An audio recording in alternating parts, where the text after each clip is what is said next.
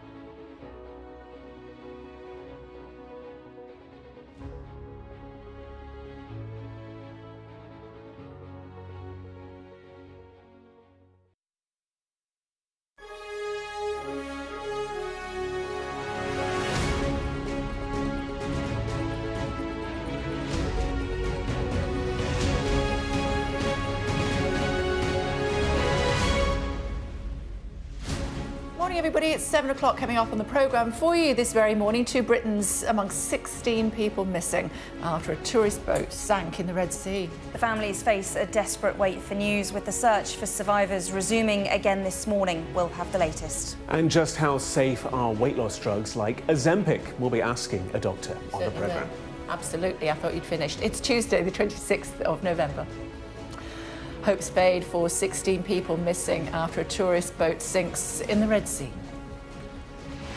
The government announces sweeping changes to welfare to get people off benefits and into work. We'll speak to the Employment Minister in the next few moments. The mystery over why a DHL cargo plane crashed in Lithuania. Investigators fear it could have been sabotage. And why women are half as likely as men to find a job after leaving jail. We'll have a special report.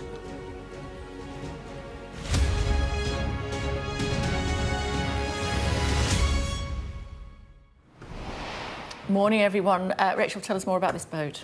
Well, there's a major search and rescue operation underway in the Red Sea. It's been happening all through yesterday after a boat sank, which had a number of people on board. And we know it was paused last night, the search and rescue operation, but 16 people are still missing, including 2 Brits.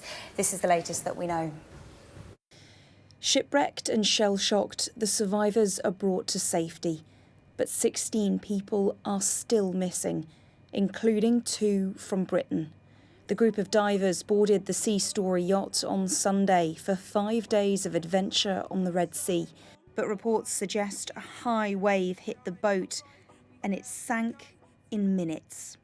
The vessel had departed from Port Ghalib on Egypt's Red Sea coast, carrying 44 people, tourists and crew.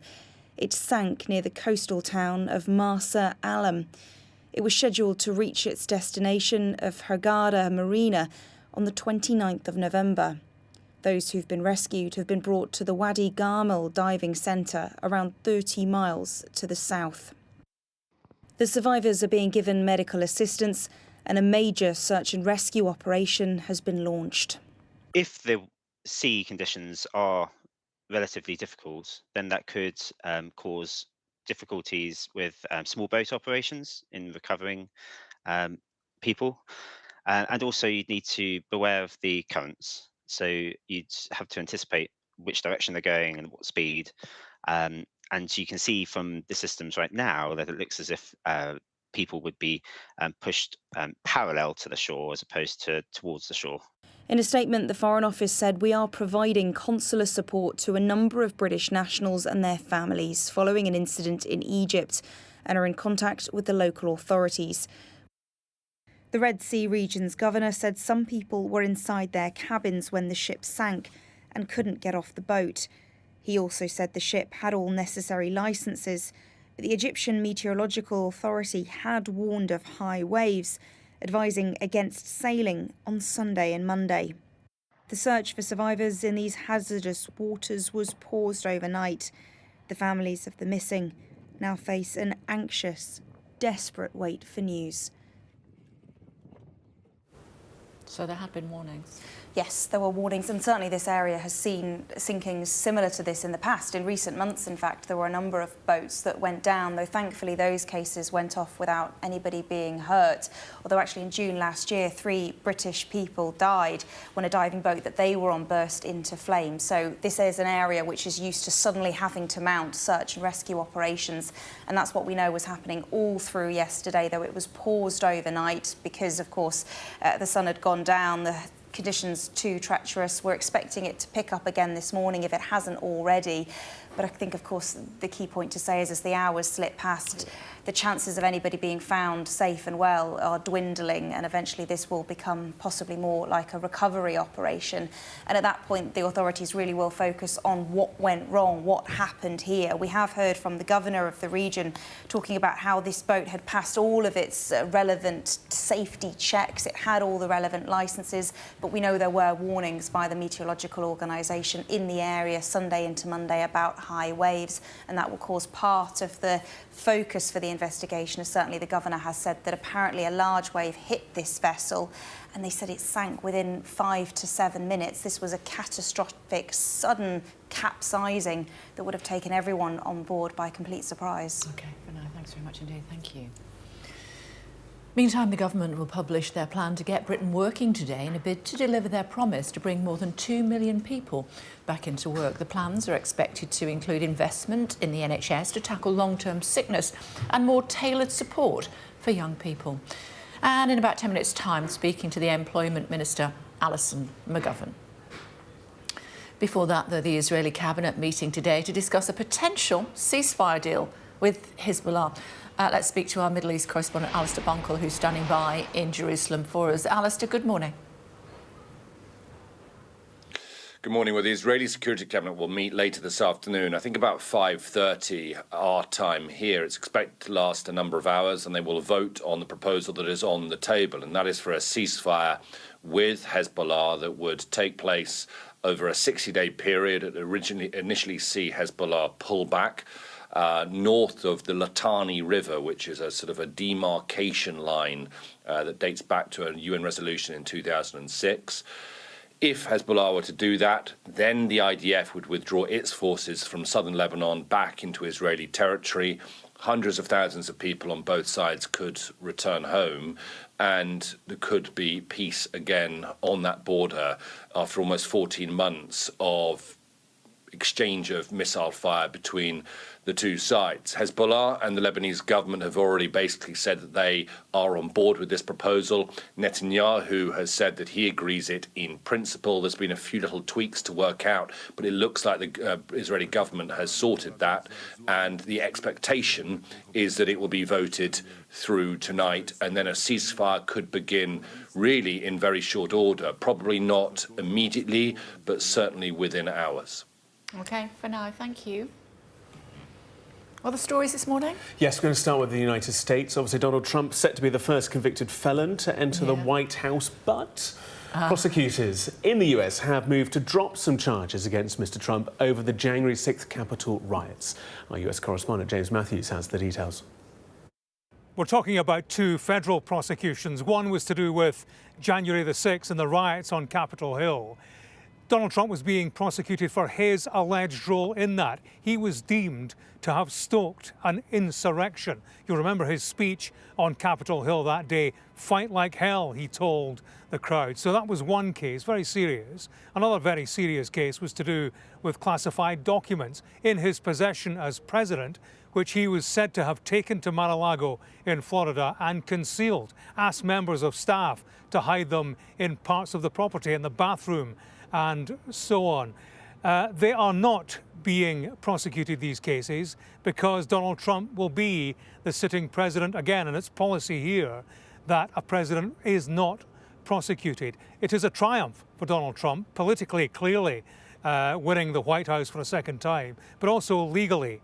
His strategy throughout was to delay the criminal trial process. He knew if he could delay it beyond the date of an election that he won, then these cases would go away. There are still two state cases in the offing, one in New York, a conviction, the other one in Georgia, but there's every expectation that they will go the way of the federal cases now defunct. Meanwhile, Donald Trump has said he'll impose new tariffs on Mexico, Canada and China as soon as he takes office in an effort to crack down on illegal immigration and drugs. The US president-elect has vowed to introduce a 25% tax on all products entering the country from Canada and Mexico and an additional 10% tariff on goods from China as one of his first executive orders. The US imports more goods from those three nations than any others, meaning the tariffs could dramatically raise prices for American consumers. A severe flood warning remains in place in Southampton, warning of a danger to life. Around 1,000 people have been moved from their homes as dozens of mobile homes have been cut off by floodwater in the area following Storm Bert. The warning expected to remain in place over the next few days, according to the Environment Agency. MPs will vote later today on a new anti-smoking law that's aimed at protecting children. The Tobacco and Vapes Bill prevents anyone born after 2009 from ever legally buying cigarettes. It also clamps down on selling and advertising vapes to young people. And authorities in Lithuania are investigating the cause of a fatal plane crash in Vilnius. One person was killed and 3 people injured when a DHL cargo plane crashed into a house near the city's airport yesterday morning. Germany's foreign minister has suggested it could be sabotage. CCTV showed the plane descending normally before exploding into a fireball. It is always a fear with freight there's operations that you could, in fact, have uplifted something which is not what it is declared to be. The whole idea of having something untoward on board can't be ruled out. The fact that it's happened a couple of times in the last year has got the conspiracy theorists going around in circles, but there is nothing to point to it yet. Jason's here with us this morning. A report about women in prison and when they come out. Yes, that's right. So Shabina Mahmood, the Justice Secretary, says that prison isn't working for women and they're going to set up a new Women's Justice Board to look at reducing the number of women who go to prison. So we've gone into a prison near Manchester called Style Prison to see how they're trying to recycle women's lives when they come back into the community. Go inside Style Prison near Manchester and in the far corner of the estate there's a workshop. What happens here looks destructive, but amid the smash and clatter, something is being rebuilt. These women's lives, one broken TV at a time. So if they do 70 a day, they earn £10. Right. Yeah. Yvonne is the first former prisoner at Style who now has keys to the prison, employed here as workshop manager. What are you trying to give to these women? I'm trying to give them a future. I'm trying to give them some hope that they can get their children back, find a job, find a home, and there is a different life. There is light at the end of the tunnel. Here they're learning skills that could stop them coming back. 6 months after leaving prison, women are half as likely as men to be employed, and people without work are more likely to reoffend. Wrapped in high fences and barbed wire are austere Victorian houses, once an orphanage, now the accommodation blocks of Style Prison. The only soft thing here is Ted, the prison cat. It's a female prison, but often a man has had some influence on their crimes. 90% of the women in prison, that there's always a male involved in why they've committed crime. Yeah. Obviously speaking personally, because it is the case with me as well, so yeah. The biggest thing for me was leaving my children. Yeah. I still carry that guilt around. The government's now setting up a Women's Justice Board to look at how to get more female offenders into community sentences rather than prison. This programme, Recycling Lives, shows how, with the right support, lives can be transformed. On the outside, in their depot in Preston, it's food they're recycling from supermarkets and farms to community food banks. Here we meet former prisoner Naomi, who now runs the warehouse. They take women who've robbed a block of cheese to feed the child. They put them in prison for 28 days. They take the home, they take the kids, they lose their family, and they get out with nothing. You've just created a criminal right there. You've just created a woman who's got nothing to lose. So they're more likely to reoffend? No reason not to. Prison is supposed to be part punishment, part repair job. But there are few programmes like this, and for many women, jail is adding to the damage. So prison isn't working, is what they're saying.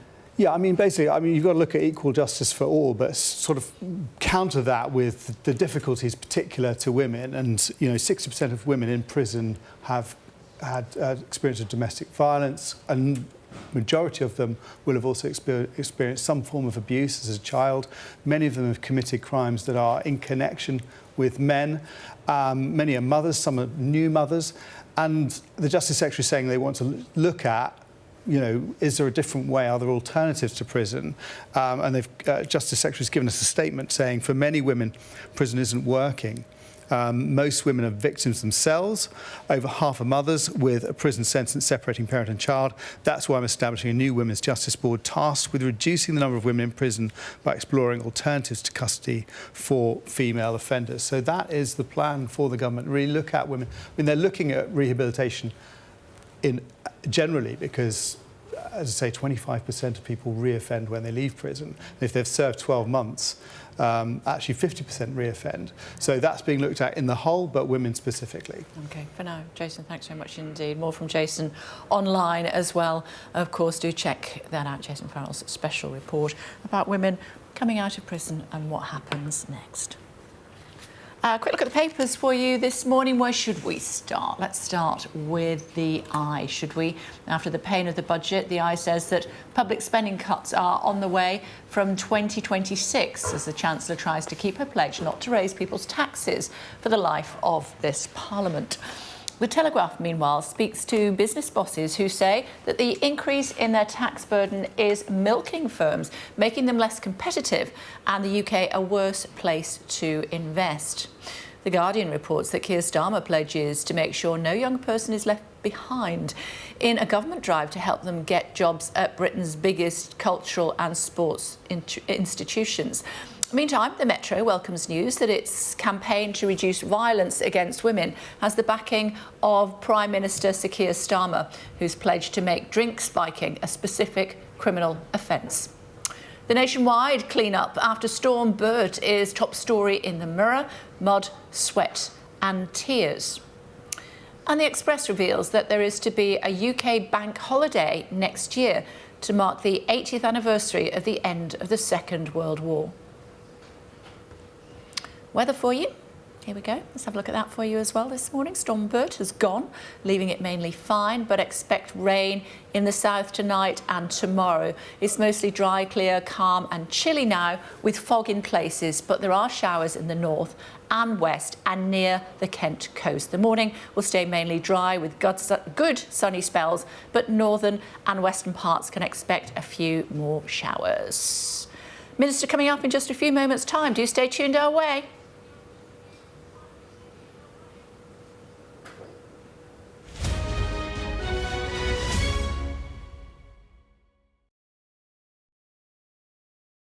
In the last 5 years, more than 13,000 farmers have left agriculture in the UK. Is it going to be viable for the future? No farmers, no food! The frustration, the anger, the fact that so many of them are at risk of going bust has now become too much. You've got to keep hope because one day it's going to be okay. I'm Dan Whitehead, Sky News' West of England and Wales correspondent.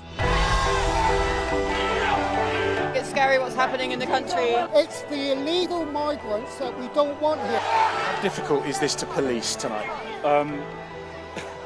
Off the scale. Having the police speak to us so starkly right in the middle of the riot showed just how serious the situation was. The water on board the barge contaminated with Legionella bacteria, an outbreak that was first revealed by Sky News.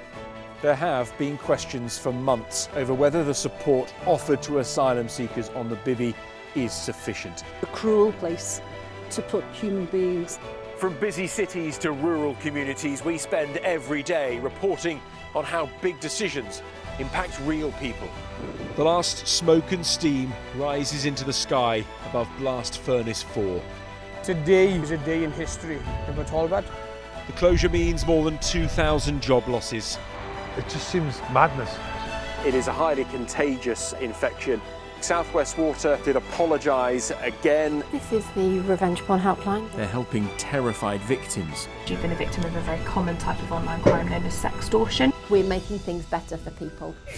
Stonehenge became the latest victim of Just Stop Oil. Now I can say I've been to the orange Stonehenge. Sky News, get the full story first, free, wherever you get your news. Play Sky News.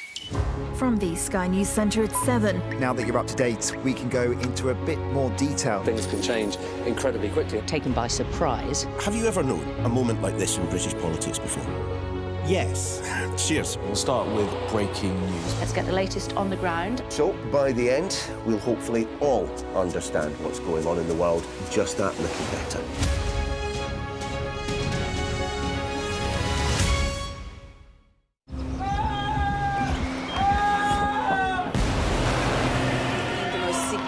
Day of this conflict. They keep telling us that they want aid. And this is what's left of it. Tanks, heavy vehicle.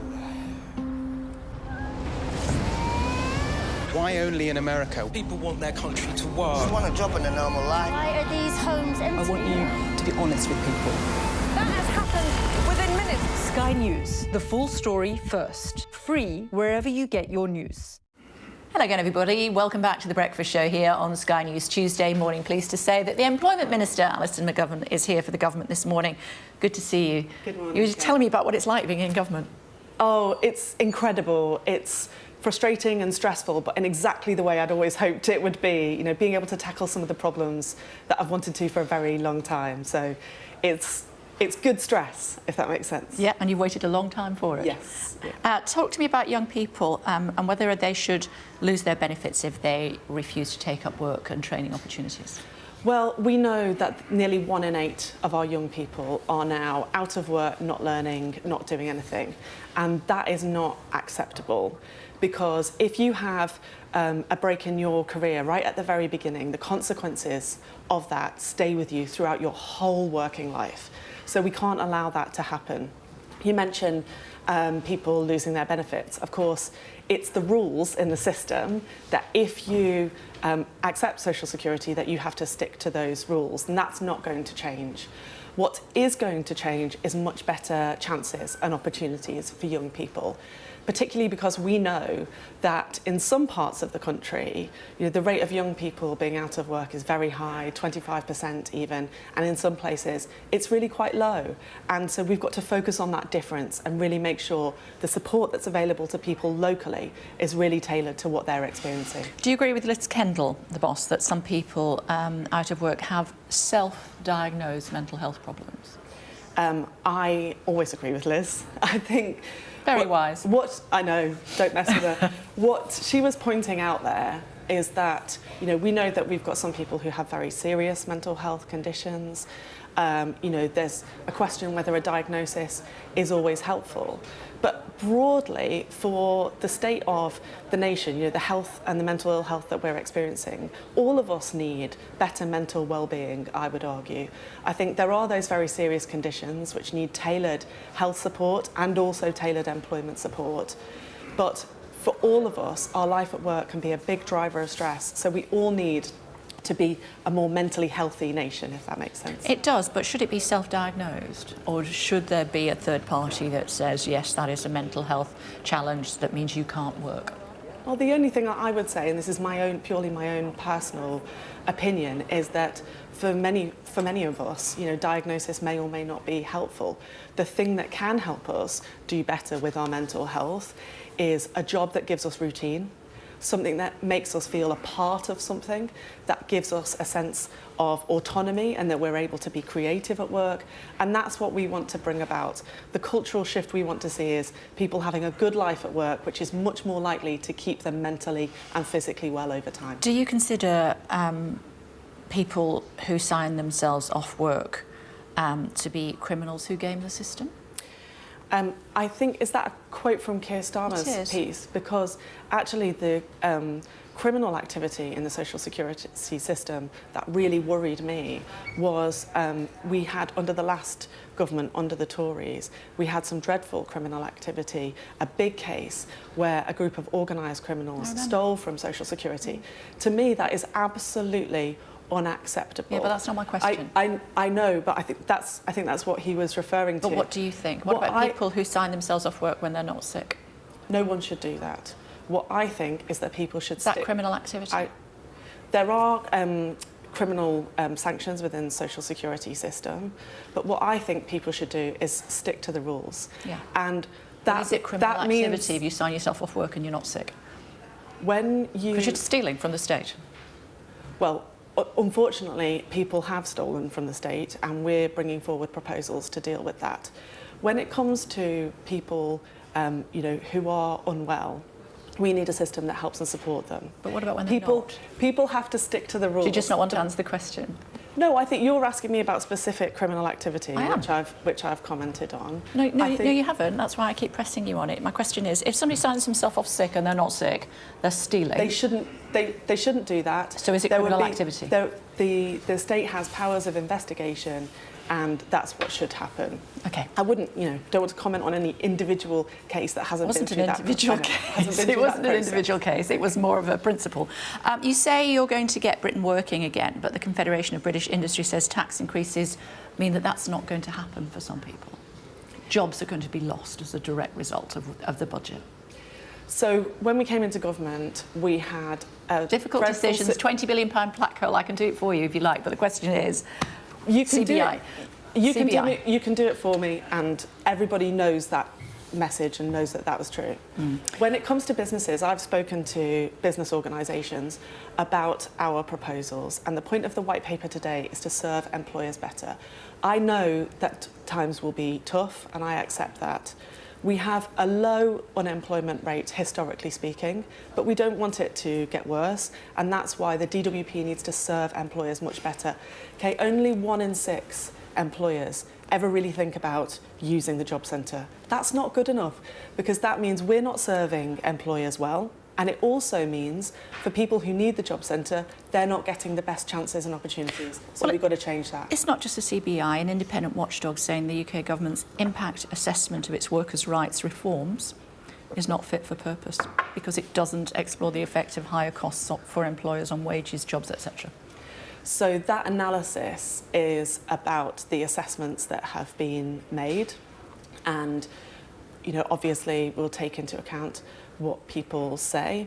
But when you think about the substance of the policy, those make work pay reforms, what they do is end exploitative zero-hours Not contracts. fit for purpose, though, independent watchdog. But people have been crying out for some of these poor practices at work that have been going on for far too long. People have been crying out for a government that was prepared to act and legislate. So we will obviously take people's advice. The two things can be independent. Not doing a job, a good enough job, is what you're saying. OK, we accept that this is a problem, but how you're going to solve it is not good enough according to this independent watchdog. Well, we will continue to work with people and listen to them as we bring those reforms into force. That's what good governments do, and we will listen to what's been said about the policy assessments that's been made. But I do say, on the fundamentals, do we think people get a good enough chance in this country, or do we have too many people working too hard for their poverty? And I think it's the latter. We have to give people a better chance and opportunity. Where do you stand on assisted dying? So, can I be honest? Yes, of course. I haven't decided how I'm going to vote. I've listened to my constituents who've been so kind and so generous to share with me their experiences, and I want to listen to my colleagues in the debate, and I'm going to listen to that debate in full and decide how to vote. I think it's so important that people are able to have a good death and that families feel that their loved one was able to die in the most peaceful way possible, you know, in accordance with their views. But I haven't decided on this issue myself. Do you think it's being rushed? There's a poll out, 5,000 people, so it's a big poll. Only 11% supported assisted dying when details were explained to them. But before that, they didn't feel that they knew enough about it. So that would suggest that it's not been debated enough. Well, it will be debated as part of the parliamentary process. And I think that the discussion we're having about it now in the country is good. As I mentioned, I've had quite a few constituents in through my office door to come and share their experience with me. It's not easy coming to talk to your MP about a moment in your life, you know, the death of a loved one that is very traumatic often for people. But I think we're having this debate now, and that's a good thing. So you don't think it's being rushed through? Well, the parliamentary process, you know, has lots of opportunities for discussion. I don't think this is different from other things, but it is, because it's a private member's bill. But I take the point that, you know, people, when they're thinking about it, often have lots of questions. What is pain management like? What does happen at the end of life? Not everybody knows about those things. So I think we should take the opportunity to all learn, as I am trying to do. OK, final thought. 2 million people have signed a petition calling for a general election. 2 million. Andrew Griffith, the Shadow Business Secretary, says if this Labour government were a consumer product after Rachel Reeves's budget, people could return it under the consumer mis-selling rules. All of this is happening, and the boss is on daytime telly talking about his kittens. Well, I didn't see the bit about the kittens. Yeah, it's called Prince, if you're interested. Oh, right, OK. So we've had lots of elections over the past few years. People took their decision in July. I don't doubt there's loads of people who didn't vote for us, even while we got an excellent result, and we're trying to bring about the reforms that people voted for. But I'm sure, you know, there's plenty of people out there who would sign that petition. There's a lot of unrest in the country, though, isn't there? You have to acknowledge that. A lot of what you're doing is not acceptable to many people, including 2 million who've chosen to sign a petition. So, given the performance of politics over recent years, I don't blame anybody for being frustrated and angry with the state of the country and what has happened. I've lived through the ups and downs of politics over the past 14 years, and I don't think that it has performed well for people in the country, so I don't blame anybody for being cross about that. The thing that will change that is improvements that people can really see. That's why I want job centres in every town in this country that people can walk into and get real help, because I think that's how you rebuild faith that government and politics can actually do something good for people. It's good to see you. I have to let you go. I could chat to you all day. It's good to talk to you. Thanks very much indeed. Thank you. So we were talking about Liz Kendall, weren't we? The boss, as I referred to her. She was at a college looking and discovering what happens within that college, and talking to some of the young people who hoping to find work as a result of their time there. We're hearing there from the minister who was suggesting that up to 25% of young people in some areas of the country are without work. It is much better in other areas, though. She did go on to say, Mari is here with me. You comfortable there? Yeah. Excellent. Mari, tell me. Well, Alison McGovern was quite measured in her responses. You know, some of your question was quite difficult for her, realistically. And she tried her best when it comes to, you know, the controversial line around self-diagnosed mental health problems. That's always really tricky, especially for Labour, because they're not as comfortable being quite as, let's say, critical when it comes to kind of benefits crackdowns as... I thought she did very well dancing on the head of that thing. She did very well to try and negotiate that, I think. And really she was trying to say, first of all, is a diagnosis always helpful? And actually she was trying to say, let's zoom out for a second, let's focus on everybody being, you know, healthier mentally, but also the things that help people with mental health is routine, a job with routine, be able to be autonomous and creative at work and having a feeling of a sense of fulfilment when they do go to work, a sense of pride when they do go to work. And again, that's something you might normally hear potentially more from the Conservatives than from the Labour Party in terms of a pride in work and work actually benefiting you mentally. But clearly, this is somewhere that Labour needs to get comfortable with because of the size of the benefits bill that we have at the moment, and therefore the kind of reforms they're going to have to bring in if they're really going to bring that down. Otherwise, it's projected to balloon to 100 billion by the end of this Parliament. And that is something that I think they are acutely aware will potentially be quite painful for them in the next election if they don't get it down. And also, when you were putting her, the comments from the CBI to her from yesterday and the criticism of the budget and everything else, she was quite clear. She said, you know, times will be tough. I understand that. So she was really quite open that actually things are going to be quite difficult for business, and she understands that they're feeling that squeeze. So she wasn't denying that. And what she's really saying is times are tough for everyone, so tough. That's the slight kind of gentle message. She's a very gentle person, but it was the gentle message that I felt that she was trying to give across there. And also, she did her best to kind of swerve the comments around the impact assessment of the Employment Rights Bill and the fact that they say the impact assessment isn't fit for purpose to start with. She just said, oh, we'll take that into account and we're listening to everybody's views. Well, this is a government watchdog that's marking your homework and saying that your impact assessment is, you know, it's garbage. So garbage is a bit strong. Well, not fit for purpose. Yeah. Arguably, they need to be put in the bin. So, you know, she did her best with that, but that is an undeniable comment from a government watchdog that they are going to have to deal with if they really want to achieve those aims. It doesn't mean it's not doable, but they do need to find a way to convince those kinds of policy committees about this. Okay. You know? Interested in what she was saying about assisted dying as well. Yes, and I think many constituents will surely be buoyed by the fact that their representatives are taking so long to think about it, are being so ponderous, are listening to as many voices as possible, aren't just going, oh, we'll just do this. Yeah. And I listened to her and thought, if I was her constituent, I would be quite pleased to know that, you know, maybe she hasn't made her mind up, but that she is listening to as many parts of that debate as possible. Yeah. And I think that's representative of many an MP. Yeah, but it's interesting that 5,000 people took part in that poll, and once it was explained to them what the bill is suggesting, only 11% were in favour.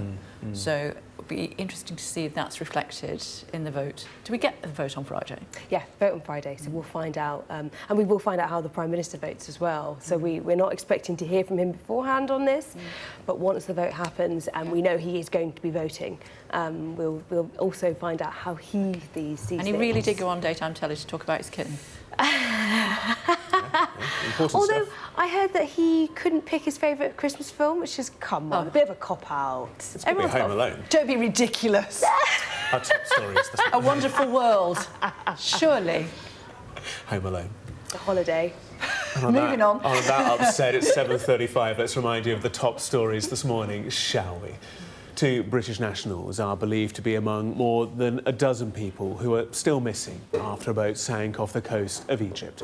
Authorities are searching for 16 people, including 12 foreign nationals and 4 Egyptians. The government's announced major new reforms aimed at bringing more than 2 million people back into the workforce. The plans include extra training opportunities for young people and also more mental health support.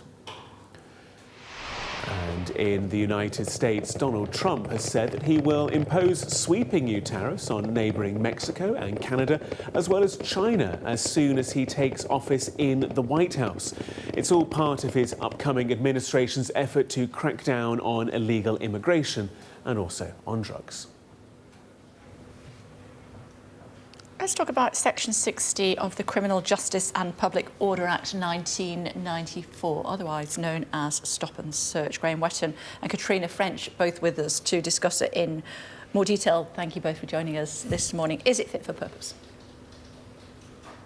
Depends what the purpose is. In terms of effectiveness for knife crime prevention, the figures would indicate it. Unfortunately, it is not. I think it is. I think it's a very effective tactic for policing. If a serious incident takes place, it comes in by a senior officer, so it's not there all the time.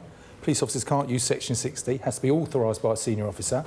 If serious violence has taken place or is likely to take place, they can put a Section 60 in for a limited geographical area for a certain period of time, and then they can stop and search people without having to, first of all, get those reasonable grounds that you do with a normal stop and search. So that's like a football game or Notting Hill Carnival or something Absolutely, like that? or some sort of protest. I don't think you kind of answered the question, though, in terms of efficacy. The report that Stopwatch released showed that since 2001, and we're now barely 25 years later, there's been a 0.6 arrest rate for serious violence. So if it was so impactful, then we would anticipate seeing higher figures. So I think we have to be really careful in terms of describing the process of what it takes to put in a Section 60 is very different to the income and the impact and the outcome that the power has. It's not a detection tactic. It's not there to arrest people. Arrest figures shouldn't be used to judge stop and search. We put a Section 60 in either because the serious incident is likely to take place or may take place, or it's already happened. And we actually tell people where it's going to be, how long it's going to go for. So you're actually telling people, if you come to this area with a knife or a dangerous instrument, you're going to be stopped and searched. So people clearly aren't going to go there if they've got them. That's why arrest figures shouldn't be used as the judgment for if Section 60 is effective or not. It's actually a deterrent tactic for police to put it in place and stop that violence from escalating or increasing. So what is a metric that one should be using then to ascertain whether it's impactful or effective?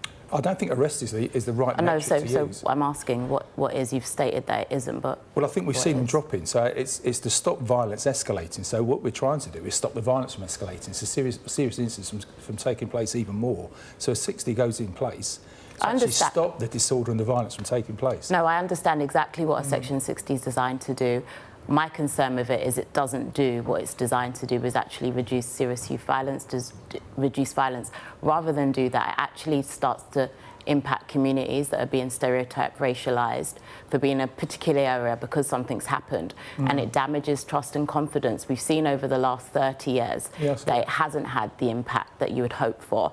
There are other powers, and I would actually say that when a police officer uses pace, which is the standard grounds, they're more likely to find a weapon when they use reasonable grounds. The statistics show that when officers observe somebody doing something that they feel that is illegal or untoward and they use their powers, they're more likely to have a better detection rate. So I really would urge you to consider that arrest rates do speak to not just impact on the community, but also police time and police resource. But they don't for stop and search either. For basic Section 1, the arrest rates aren't that high either. I think it's like something like 10 or 20%. But that's much higher than 0.6. But it is. That's much higher than 0.6. I would say that Section 60 is having an effect. You're actually telling people, if you come to this area, you will be, and you've got something on you, you're going to be arrested. We've seen them reduce at football matches, use around football, because they've been effective. So they're almost a victim of their own success to some extent. But they're a really effective tool for policing. Otherwise, you'd have instances where you have serious violence take place,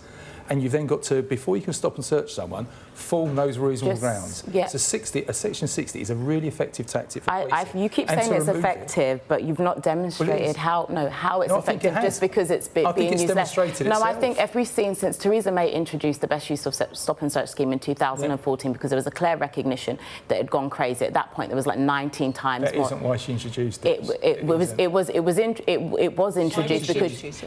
I think she introduced to appease the critics at the time, like we are now. But we're not appeasing critics. We're looking at the high numbers. In the late 2000s, there was like 150,000 stops, resulting in very, very little arrest rate, which was causing a whole load of discontent within black communities, also leading to police officers using their powers with impunity. There was exactly because of the best use of stop and search scheme, which then saw the drop because we had better safeguards. So you're saying that efficacy comes from the police use. I'm arguing that actually when we have much more accountability, we actually see the police use dropping because there's other powers such as dispersal orders that could be used and should be used, as opposed to officers not having to form grounds and, in my opinion, often racial stereotyping people. Very good. But what's your alternative to 16? If say a stabbing takes place, you use pace as you've used it since 1984. But the problem with Section 1 pace, there's no problem with it. Let him finish, please. You have to form those reasonable grounds before you can stop. And what's the issue with forming reasonable grounds? You've got to observe somebody and actually form those reasonable grounds. You've got to have the right time, right place, and the grounds to support it. Because, as you know, stop and search is criticised so often. Officers are now reluctant to use it, and they've got almost like absolute concrete grounds to do that stop and search. Because they know they're going to be criticised. How under a Section 60 does someone ascertain or discern whether that's the culprit of something? How do they then not use their racial bias in exercising that power if they don't have to form any reasonable grounds? Because your racial bias is a football ground. We're not. It's been very rarely used at a football ground. It's mainly used. It has very rarely been used in the last 20 years. Racial bias doesn't come into Section 60, does it? Exactly. It doesn't come into it because you stop every IC3 because you believe every IC3. You don't stop every IC3. No one's speaking about race. We're talking about the figures that you just did. No one's speaking about all being about race. We're speaking about the figures demonstrating that if you are from a black background, you are more likely and disproportionately going to be stopped under Section 60. That's the same in Section 1. That's according to the Criminal Justice Alliance. That's according to many reports. With stop and search. The rate that it is exponential under Section 60. That's why Ed Davey was pushing through in 2020 for a private members' bill to say it should be repealed. What's the alternative then for stop and search? We go back to having pace. We're saying that Section 60 should be disbanded. It shouldn't be used, and that at the moment pace is on the record books and has been there for the last 30 years, has a better detection. Then they need to undergo, they need to go into better training and develop. They need to go, so they should then be able to use their powers carte blanche. What it talks about then is better training. They shouldn't be able to. You want to get rid of Section 60, yes, so they can't use their powers. Yes, exactly that, because it's carte blanche and punitive. What they should be doing is being trained. It is, because an officer in that moment doesn't have to have grounds to stop a particular person. No, but you've still got to have the reasonable grounds to put it in place in the first place. Yes, just because you've got reasonable grounds in the first place doesn't mean that every person within that vicinity should be subjected to an individual's perception. Every person isn't. It is every person in an area that the police have the right to stop. They've got the right to stop them, but they don't stop them. So if a Section 60 comes in at Carnival or at a football match, I'm not going to go and stop Mrs. Whoever standing at the bus stop. No, you're not. We know who you're going to stop. Yes, some either the football fans that are going. We are talking about football when we both came from football. Yeah, but that's not where it's used mainly now. It's morphed over the last 30 years. It's used more around disorder and violence. It is used more around disorder and violence. So if you get disorder and violence, so let's not use the preconception or the misconception that it's still being used in football grounds in the way that it was intended to 30 years ago. We've seen it. If you or I are out somewhere and there's been an incident of serious violence and a Section 60 comes in, then we are unlikely to be stopped and searched by the police. Who's we? You or I. Why? By the police. Why? Because if it involves normally young males, I'm not a young male anymore, if it normally involves young males, then we are unlikely to be stopped and searched under Section 60. I've had a family, when I was actually the CEO of Stopwatch, in Brixton, there was a murder. They were driving home, their whole car was stopped. We had the father, the mother and the son stopped because the Section 60 was in place and they were dragged out. They were stopped. The search, because you don't know who's in the car. They were driving, when they had identified themselves as a family coming home from work, they were then told a Section Section 60 was in place, each one of them was dragged out of the car, put their face to the car, put their face to the ground because there had been a murder. I can't comment on these single incidents. I'm giving you an example of where people like me have been stopped. I've given you an example. May I just clarify on that? You're telling me that a mother was dragged out of a car. Yes, and her son. Face down. And her son and her husband were. The mother. Her son and her husband. The son and the husband were put face down in the ground. You said the mother was. I said the family. You said each of them. I'm going to say now the woman, because they didn't know it was a woman at the time, was left once they found out she was a woman. But her son, who has a disability, and her husband were pulled out of the car and face down in the ground. Now, when you say that people like me won't be stopped, I have to disagree because people like me are stopped. I'm using a general example. Well, I'm giving you a specific example. If a Section 60 comes in, not every person is going to be stopped. The Section 60 comes in because of an incident, and it's written down and justified, and the officers are told this is coming because either a group of white lads, a group of girls, a group of school children are involved in disorder. But no group of black lads, because disproportionately we know that stop and searches on black communities. So it's interesting.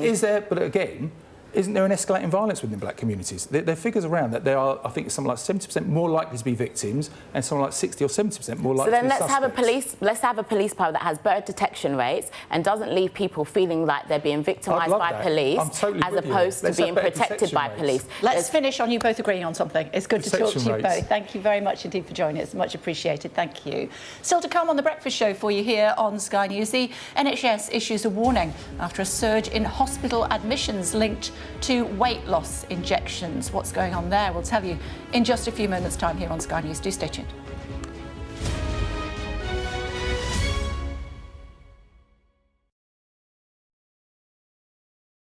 Migrants risk their lives climbing aboard these trains in search of a dream, the United States.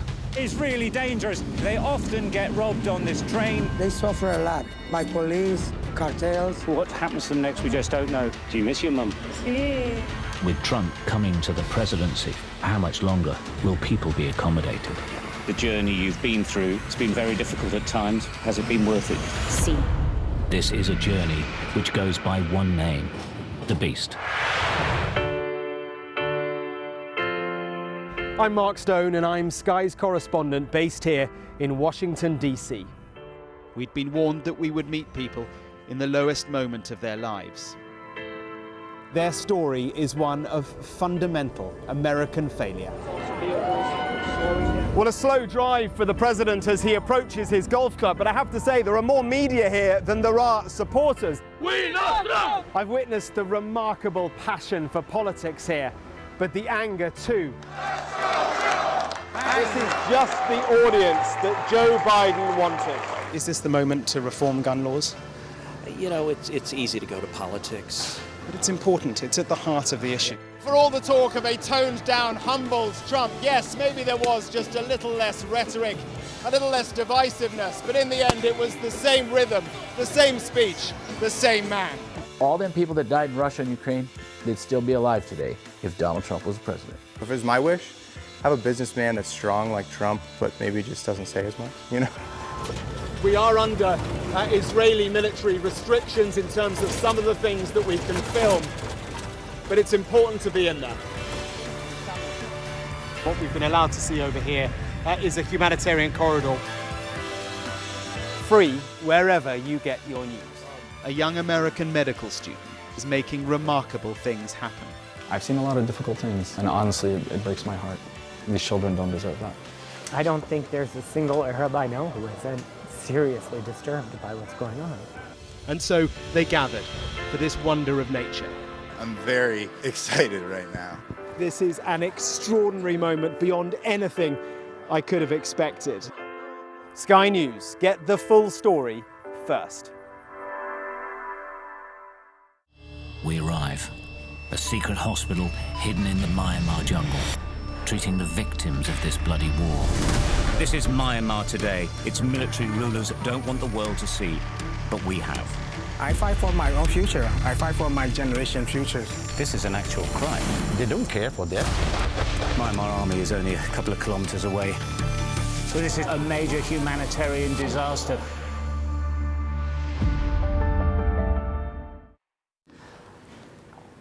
again, everybody. Welcome back to The Breakfast Show here on Sky News. A petition accusing Labour of going back on its promises and calling for a general election has received more than 2.5 million signatures since it was launched at the weekend. Joining us now is Michael Westwood, who set up the petition. Hi, Michael. Why did you do it?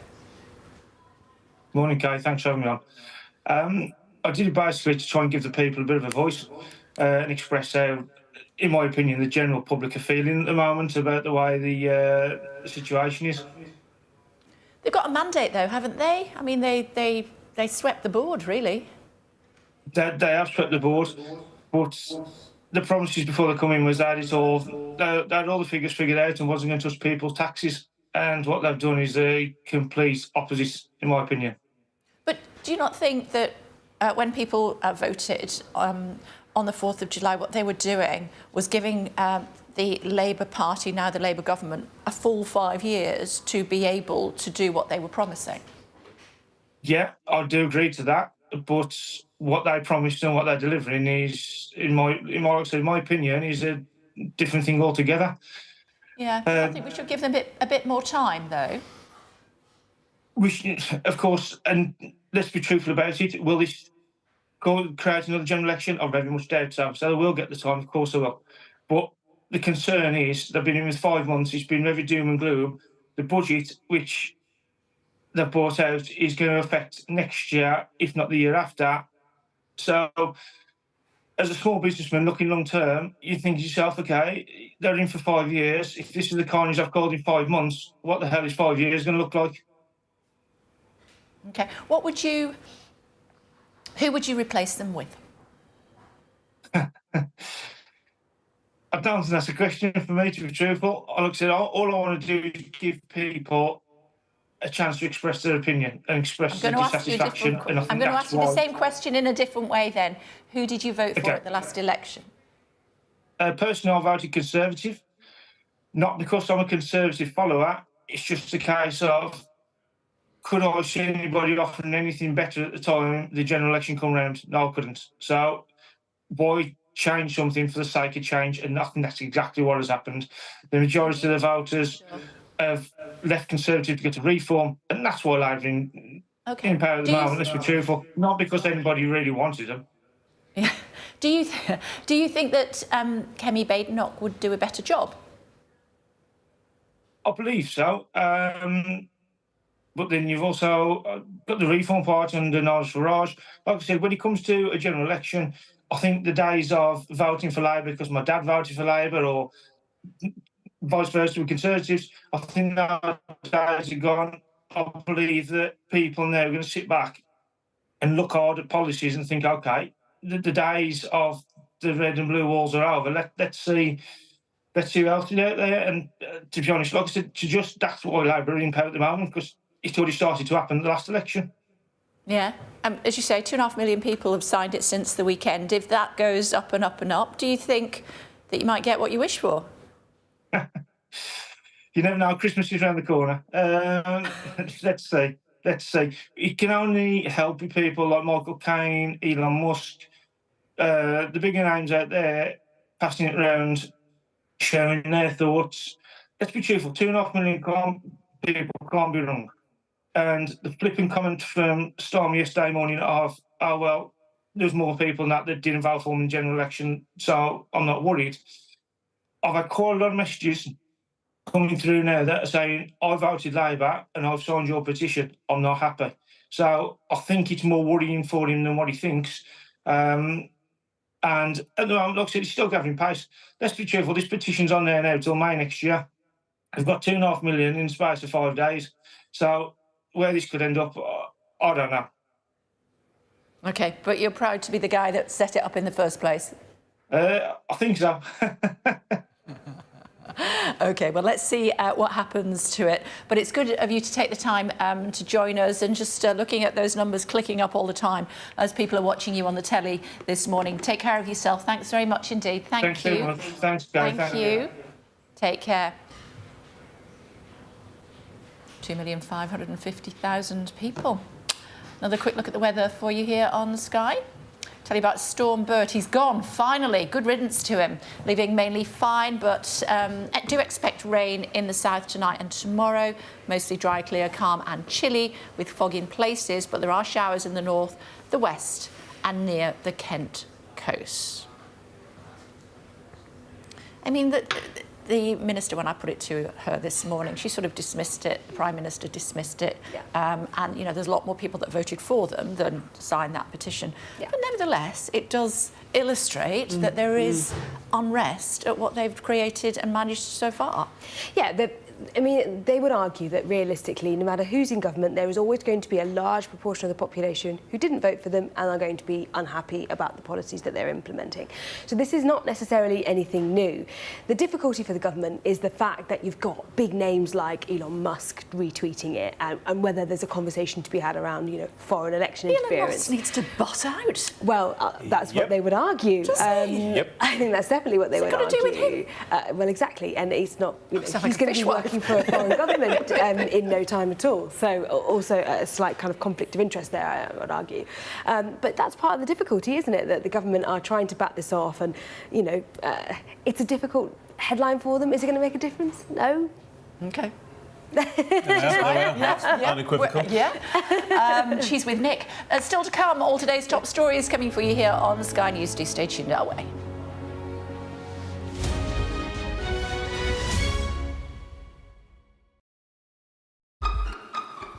We've got your Sunday mornings covered. From the front page and the sounds of the streets to the voices of the people who make the major calls and big picture politics beyond Westminster. We'll put you at the heart of our story. A new start to Sunday. I'm ready. Are you? Join me, Trevor Phillips, Sunday mornings on Sky News.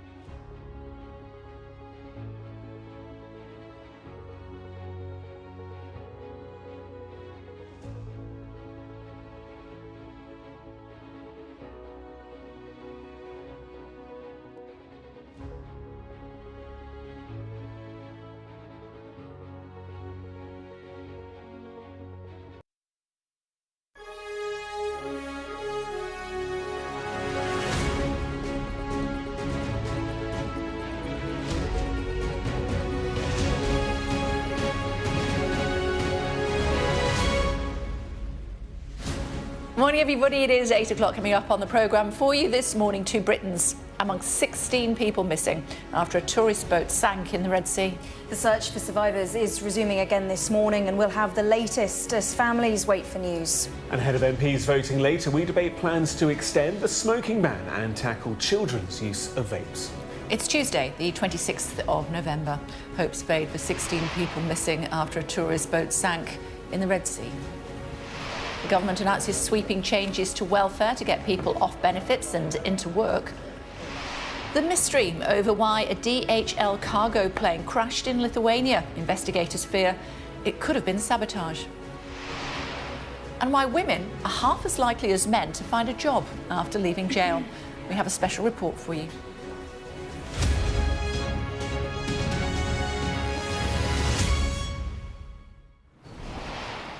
Two Brits among 16 people missing after a boat sank in the Red Sea. What happened? Well, we know the vessel was on a diving trip, Kay. It departed on Sunday. It was meant to last 5 days, but within hours, it seems a large wave hit the boat and it went down in a matter of 5 to 7 minutes. That's what local authorities are saying. A huge search and rescue operation unfolded, but a number of people are still missing, including 2 from Britain. This is the latest that we know. Shipwrecked and shell-shocked, the survivors are brought to safety, but 16 people are still missing, including 2 from Britain. The group of divers boarded the Sea Story yacht on Sunday for 5 days of adventure on the Red Sea, but reports suggest a high wave hit the boat and it sank in minutes. The vessel had departed from Port Ghalib on Egypt's Red Sea coast, carrying 44 people, tourists and crew. It sank near the coastal town of Marsa Alam. It was scheduled to reach its destination of Hurghada Marina on the 29th of November. Those who've been rescued have been brought to the Wadi Garmel diving centre, around 30 miles to the south. The survivors are being given medical assistance, and a major search and rescue operation has been launched. If the sea conditions are relatively difficult, then that could cause difficulties with small boat operations in recovering people. And also you'd need to beware of the currents. So you'd have to anticipate which direction they're going and what speed. And you can see from the systems right now that it looks as if people would be pushed parallel to the shore as opposed to towards the shore. In a statement, the Foreign Office said, "We are providing consular support to a number of British nationals and their families following an incident in Egypt and are in contact with the local authorities." The Red Sea region's governor said some people were inside their cabins when the ship sank and couldn't get off the boat. He also said the ship had all necessary licences, but the Egyptian Meteorological Authority had warned of high waves, advising against sailing on Sunday and Monday. The search for survivors in these hazardous waters was paused overnight. The families of the missing now face an anxious, desperate wait for news. So there were warnings? There were warnings, and that's going to, I think, form a large part of the investigation that will follow from this. Of course, now the authorities, led by the Egyptian military, are still focusing on that search and rescue operation. But of course, we are many hours into this crisis now, and I think as the hours slip past further, particularly with that pause having gone on overnight, any hope really of finding anybody certainly safe and well seems to be dwindling. But the families of the loved ones, those 16 people still missing, will of course still be holding on to hope as the crews there continue to try and search for survivors. We know that 28 people were rescued, and thankfully they seem to be in pretty good health. There were nobody who was majorly hurt, but 16 people missing. 4 of them we know Egyptians. There were a number of Egyptian crew on board, as well as tourists from all over the world, and also these 2 Brits. So we've had no more information as to their age, whether they were a man or a woman, old or young, but we know that the Foreign Office is in contact with people on the ground there, supporting the authorities. But of course, as you mentioned, that those concerns about the state of the waves on Sunday into Monday, the state of the sea more generally. This is an area which is really popular for tourists, lots of fantastic coral reefs in that part of the Red Sea. It has seen disasters in the past with boats sinking, and actually last June, 3 British people died when a boat caught fire. Then you can see those terrifying pictures there. So this is we an area... should say these are file pictures. These are not old pictures. The ship. This is not the ship, but this is an example of the sort of thing that the authorities in the area are used to suddenly having to deal with huge amount of tourists, as I said, from all over the world being there. But a crucial search and rescue operation still, and a search for answers later on, I'm sure. It sank really quickly, didn't it? 5 to 7 minutes is what the governor of the Red Sea region said. I mean, and he put a statement up on Facebook saying that, as far as he was concerned, a huge wave had hit the boat. He said there weren't any technical problems. He said that it had passed all of the licences that it needed to. And it was dark as well. And it was dark, of course. This happened quite early in the morning. He said a large wave hit the boat. It capsized 5 to 7 minutes. And he also talked in this post about there having been some people in their cabins at the time, which would have made it much more difficult to get out. Yeah, disorientated in the middle of the night. Terrible. That search continuing this morning, potentially a recovery operation by the end of the day, I'm sure. For now, thank you. More on that story at 1:15 when we speak to a marine investigator. That's Simon Boxall. He's an oceanographer at the University of Southampton. 28 people rescued with minor injuries, but as we said, 16 people are still missing, including 2 from Britain. Growing concern about Ozempic. Let's talk about it in more detail. Dr. Kath McCulloch is Royal College of Physicians Special Advisor on Obesity with us now. How dangerous are these weight loss drugs? Good morning. Morning. So I think the overall message here is that there have been increasing reports, particularly in the media, about people coming to hospital and coming to harm. But in the grand scale of things, the benefits of these drugs massively outweigh the risks involved. And it's important to recognise there are huge benefits in weight loss. And these are one of several tools in doing that. So what are the risks? So I think we have to recognise that these are prescribed medications, and as such there are known and recognised side effects, particularly things like nausea, vomiting, particularly gastric types of side effects, and then more rarer complications such as things like pancreatitis are rare, thankfully. In the grand scheme of things, the number of people that are hospitalised is unusual and rare, and it's important to take that into account. But there is an increase in hospitalisations, so is that because there's an increase in the use of the drug? I think so, and certainly the MHRA, the regulatory authority and body that looks at these things, have reported an increase in the number of people going to hospital at sort of in the 60s at the moment. And it's important, though, that we are monitoring these numbers and looking at the reasons why people are coming to harm in these rare situations. Is it a quick fix?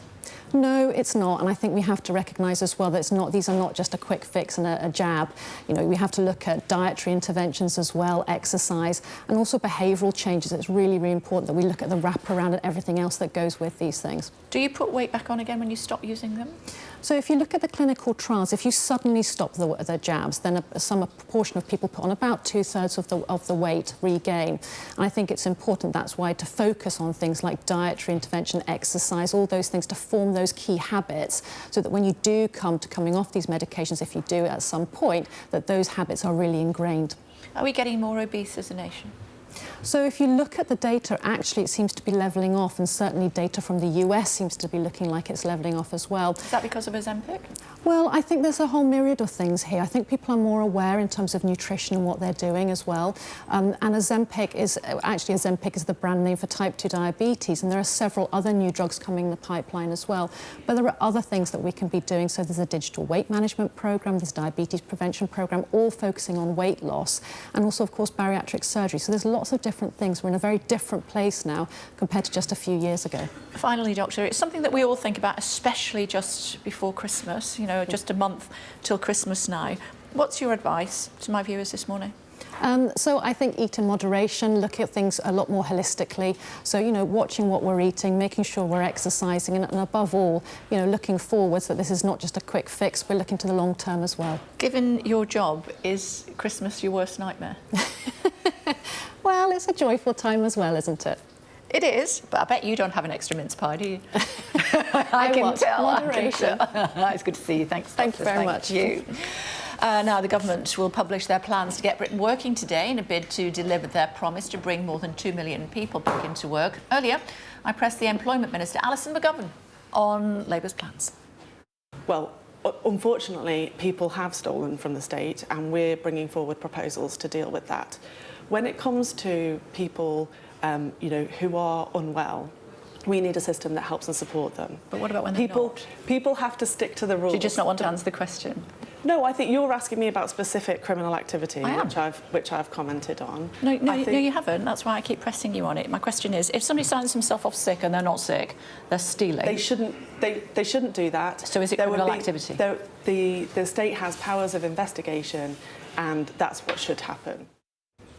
Didn't want to say it was criminal, though, did she? No, she didn't want to say those words. And this is what we were talking about, isn't it, Kay? The idea that it's an uncomfortable position for the Labour Party to be in because ideologically they are not considered to be the party that is comfortable about using the kinds of terminology like, benefit scroungers or benefit fraud. And so she was trying to say, actually, there has been examples of criminality in the benefit system, and we've seen, big gangs of criminals that have been wasn't what I was asking you busted. about. Yeah. Exactly. But you were asking her more of a nuanced question about, individuals potentially trying to be a bit cheeky, trying to potentially game the system or whatever it might be. And she didn't really want to get into that. And I think it's because the government are really, really keen to try and shape this narrative around benefits as supporting people back into work, very much carrot rather than stick, right? So they are very much trying to kind of brand this as a gentle push and a support rather than a kind of a stick approach, which would be a little bit more aggressive and, a crackdown, as it were. They're not trying to use those kinds of words. Sure. And I think also she was trying her best to talk about how, the idea that, there is criminality in the system, they acknowledge that, but she was also saying, there are systems in place to kind of deal with that. Well, clearly the systems that are in place aren't working, otherwise we wouldn't have these massive cases, never mind the smaller cases as well. And so I think there needs to potentially be a bit more chat from Labour about what they are going to do about those who are being dishonest. Yeah. And it doesn't mean it's the majority, but it doesn't mean it's not there. What I picked up from her, though, and I'm sure you did as well, you obviously always listen to the interviews too, don't you? Then we can talk about it, as does our gorgeous girl here. She was passionate. Very passionate. Didn't you think? Yeah, very passionate, very passionate. And you could tell that even from her first response, where she said it was more stressful, it was more hard work than she maybe was expecting, but also was the stress and the hard work she'd wanted from that job, and kind of was relishing and embracing being in government. And if you've been in the shadow cabinet for 15 years... For as long as you've been in Parliament. As 15 years, then you're like, finally we've arrived. Yeah. And whether or not people that sign a petition think you're doing a good job, you will just be so thrilled, surely, and passionate to be able to be in that position to enact the change you've been hoping to do so. And Donald Trump's been choosing his cabinet. He has been choosing his cabinet. There's been all sorts of changes. There's also all sorts of suggestions with regards to tariffs, and now China is having its response to that. So he said he's going to impose new tariffs on Mexico, Canada and China as soon as he takes office in an effort to crack down on illegal immigration and drugs. The US imports more goods from those three nations than any others, meaning that tariffs could dramatically raise prices for American consumers. Well, that Chinese response, let's get the details from our Asia correspondent Nicole Johnson in Beijing. US President-elect Donald Trump has issued his first major warning on trade tariffs. Posting on his social media site called Truth Social, he said that he plans 25% tariffs on both Canada and Mexico. He's blamed them for migration into the United States, as well as for allowing fentanyl. Now, that is the drug that is behind the US's opioid crisis. So he's blamed them for that drug entering the US. And in the case of China, he mentioned an additional 10% tariff on China. Now, it's very unclear at this stage what exactly that means. Is he talking about a 10% tariff on top of the additional 60% tariff that he was threatening in the lead up to the election? Or is this bluster? Is it a negotiating tactic by Donald Trump to put the Chinese on notice? Already we have had a response from the Chinese embassy in the United States. It has said that trade between both countries is mutually beneficial and that no one benefits from a trade war. It has also pushed back at any accusation from the US that it is knowingly sending the precursor chemicals that are used in the production of fentanyl into the US. But this clearly shows that in the lead up to Donald Trump's inauguration and into next year, the issue of the economic relationship and trade between the United States and China is certainly going to be on the agenda.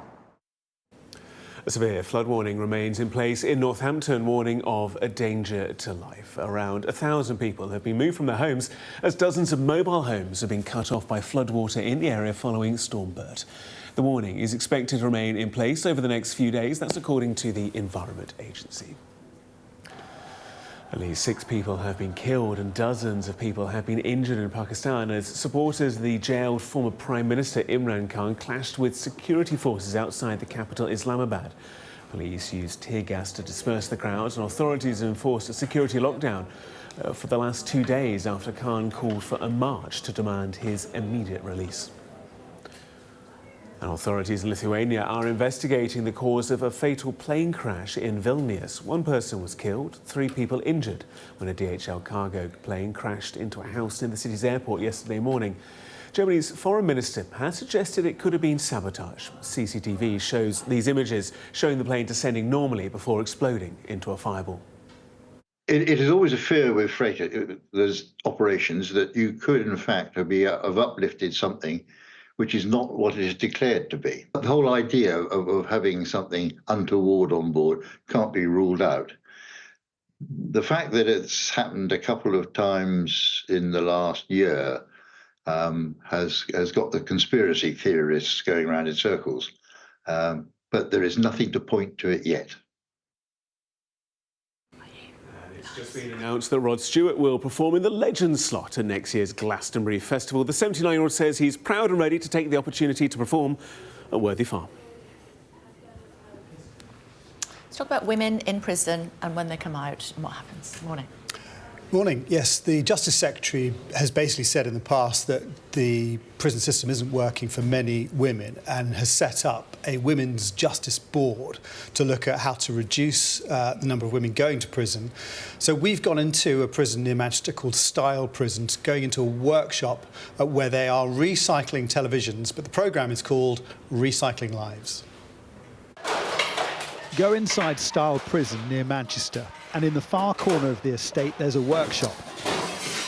What happens here looks destructive, but amid the smash and clatter, something is being rebuilt.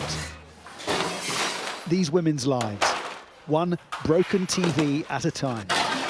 So if they do 70 a day, they earn £10. Right. Yeah. Yvonne is the first former prisoner at Style who now has keys to the prison, employed here as workshop manager. What are you trying to give to these women? I'm trying to give them a future. I'm trying to give them some hope that they can get their children back, find a job, find a home, and there is a different life. There is light at the end of the tunnel. Here they're learning skills that could stop them coming back. 6 months after leaving prison, women are half as likely as men to be employed, and people without work are more likely to reoffend. Wrapped in high fences and barbed wire are austere Victorian houses, once an orphanage, now the accommodation blocks of Style Prison. The only soft thing here is Ted, the prison cat.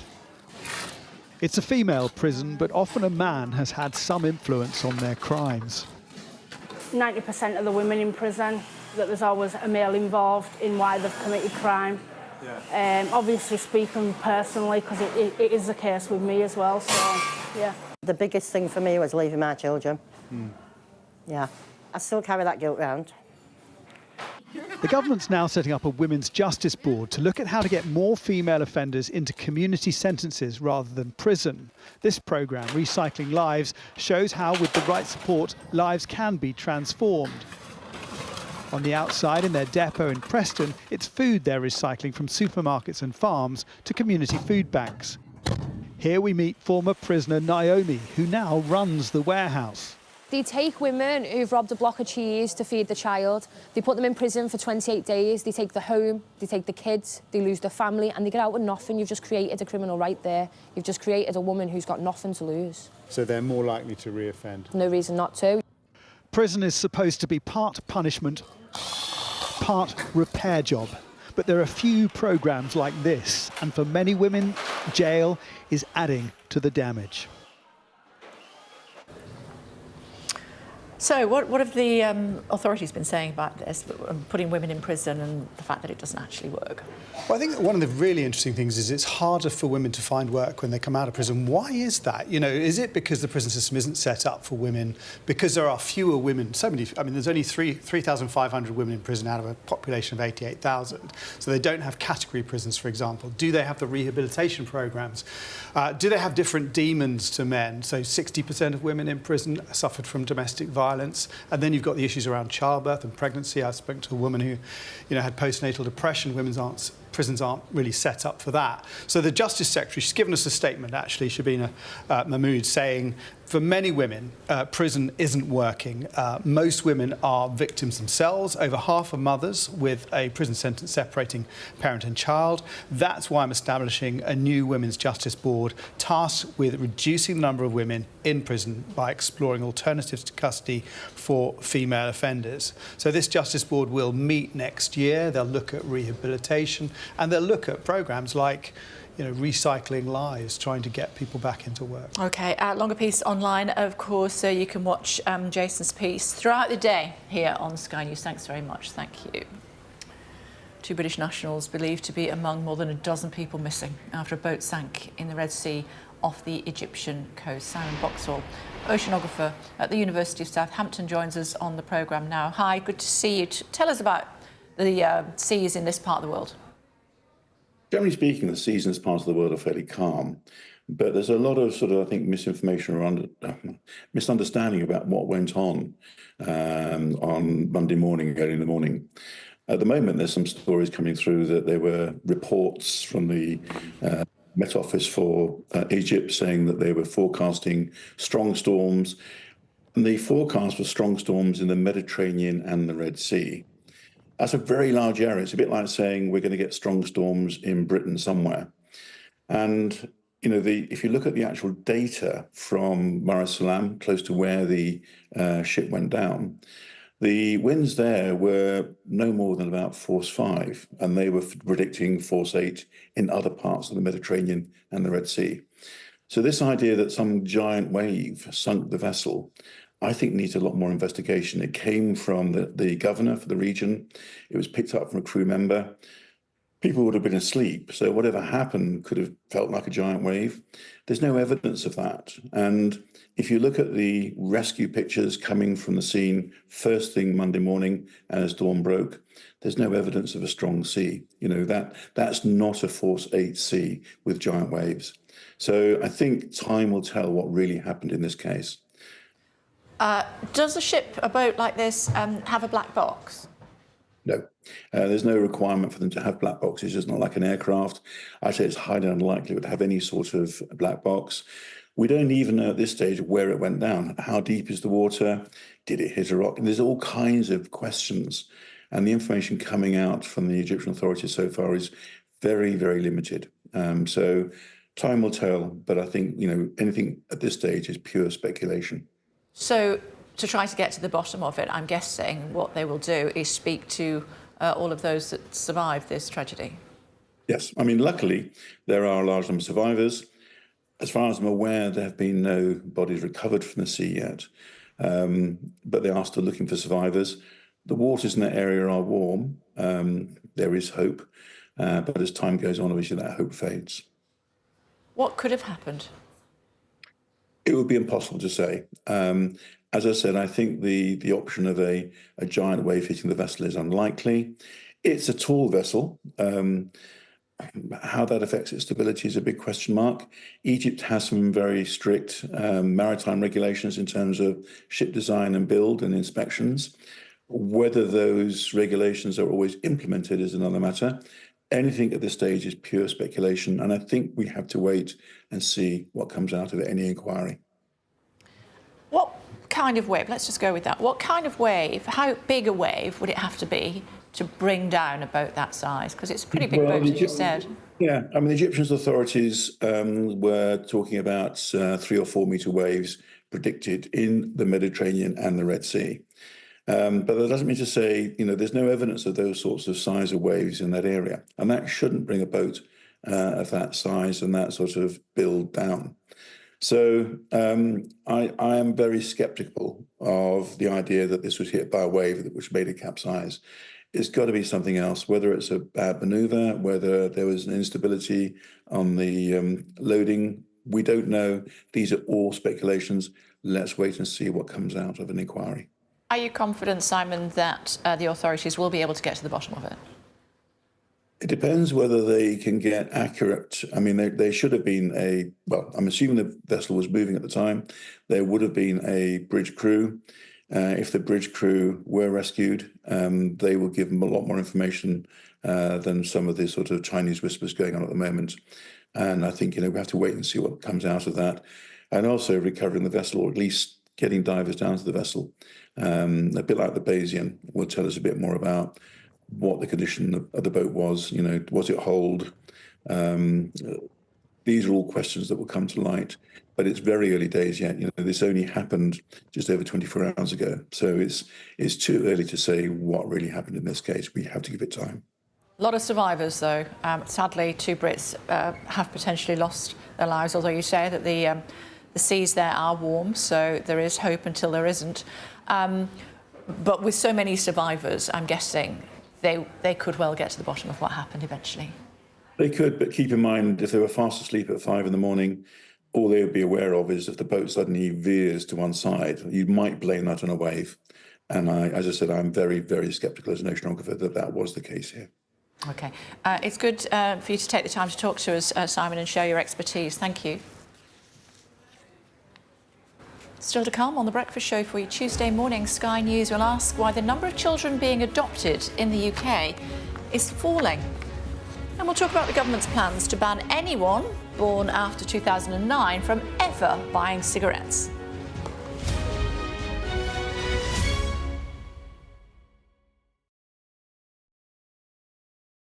In the last 5 years, more than 13,000 farmers have left agriculture in the UK. Is it going to be viable for the future? No farmers, no food! The frustration, the anger, the fact that so many of them are at risk of going bust has now become too much. You've got to keep hope, because one day it's going to be okay.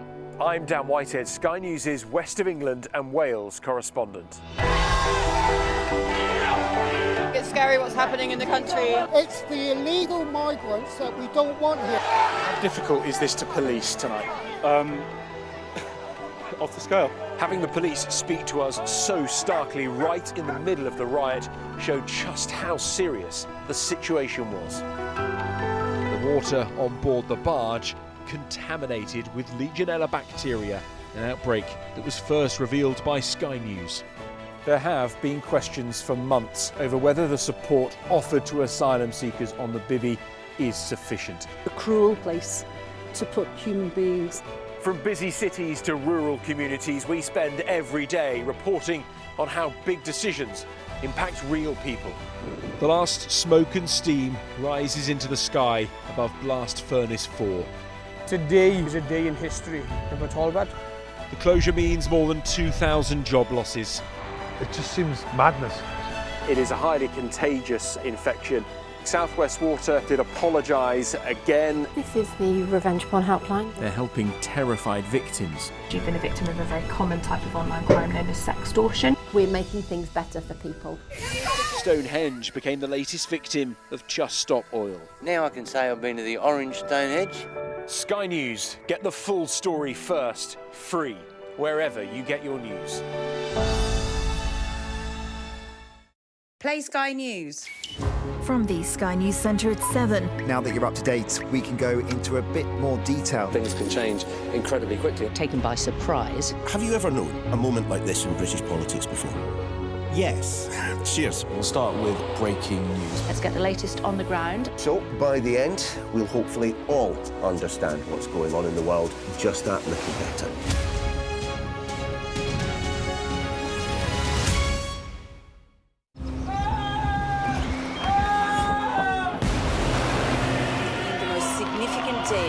This conflict. They keep telling us that they want aid. And this is what's left of it. Tanks, heavy vehicle. Why only in America? People want their country to work. Just want a job in a normal life. Why are these homes empty? I want you to be honest with people. That has happened within minutes. Sky News, the full story first. Free wherever you get your news. Hello again, everybody. Welcome back to The Breakfast Show. Coming up, a call for more people to adopt after a fall in the number of people taking on children. That to come.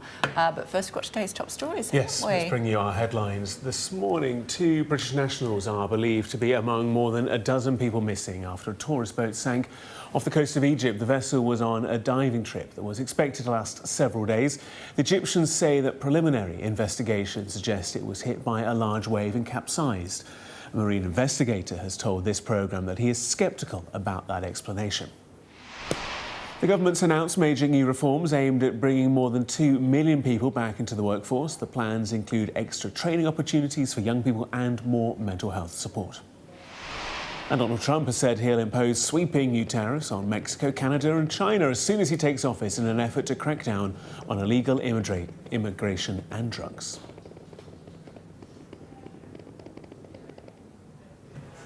Thousands of children across the UK are desperate for a home, but adoption numbers have taken a tumble. Here to tell us why is Brenda Farrell, Director of Adoption at the children's charity Barnardo's. Hello to you. Good to see you on the programme this morning.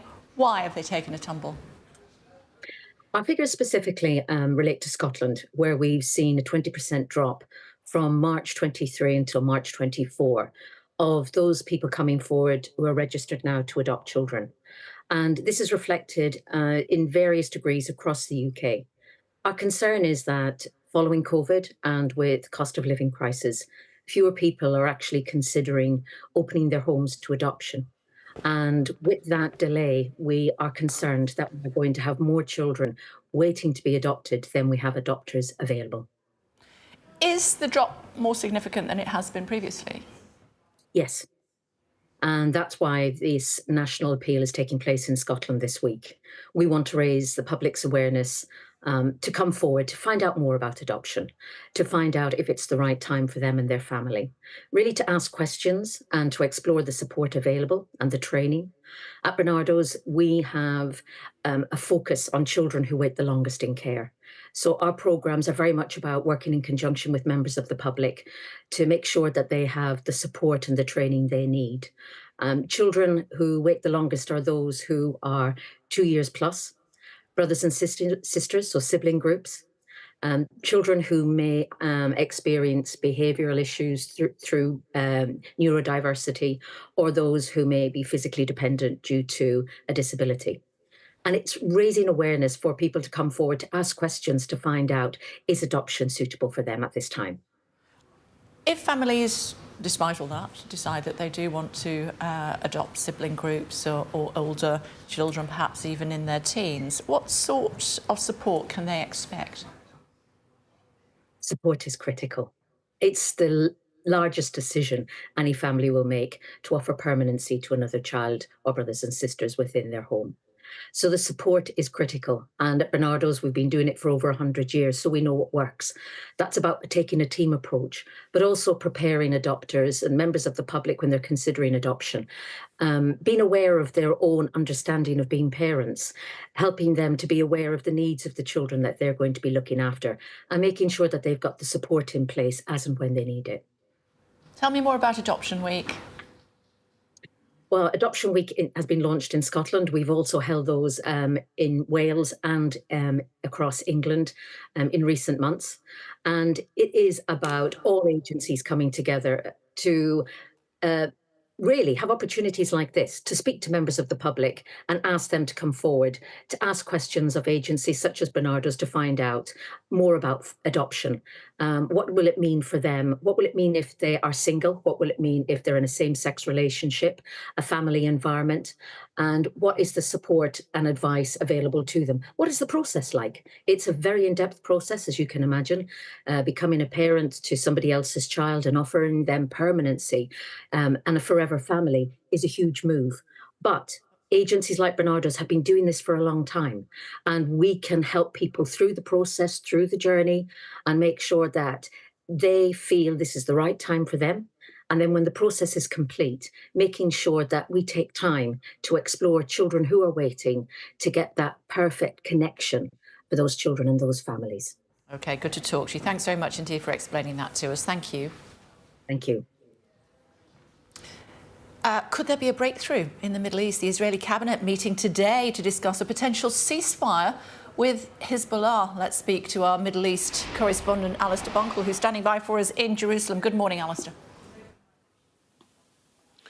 Good morning. Well, yeah, the Israeli Security Cabinet due to meet later this afternoon, around about 5:30, I think, our time. I think the meeting will last a number of hours, probably will go on longer than expected, but they're going to vote on the deal that is on the table, and the expectation is that it will go through. Hezbollah and the Lebanese government have already given their approval, and so if the Israeli Security Cabinet does approve it, then we could have a ceasefire in Lebanon within hours. I don't think it will happen instantly, but possibly tomorrow morning or at some point tomorrow.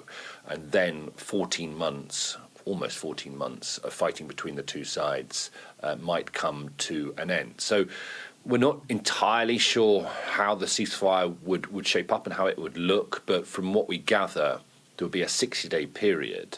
And during that period, Hezbollah would first withdraw its forces above the Litani River. This is a sort of a demarcation zone, dates back to 2006, the last war between the two sides, and a UN resolution then. If Hezbollah did that, Israeli forces would then pull back to the Israeli side of the border. You could get hundreds of thousands of civilians on both sides able to return home.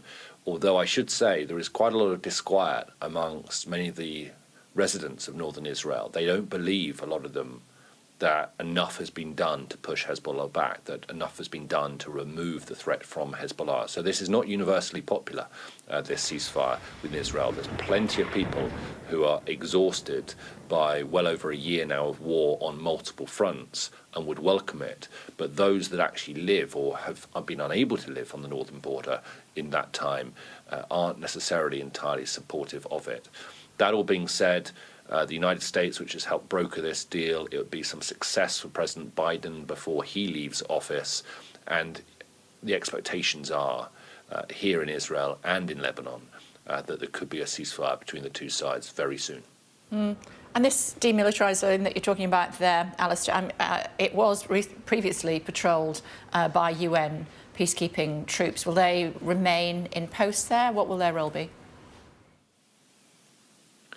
Yeah, they would remain. I think the Israelis have wanted to see that force expanded, particularly with maybe forces from militaries like the Americans, the British.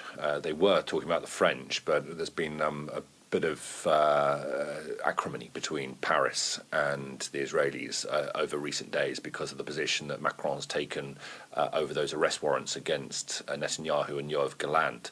I think the UN force will remain as it is for now, and you would see the Lebanese armed forces, the official military of Lebanon, assume positions in the south of the country. That is the way it's being seen. And then I think there's question marks as well over the enforcement mechanism. So Israel has wanted guarantees from Washington that if Hezbollah were to return and to rearm and to regroup in the south, then Israel could carry out action against them. But how that would work, would Israel have to report any violations first before taking military action? That's the kind of the detail that has been worked through. OK, for now, thank you.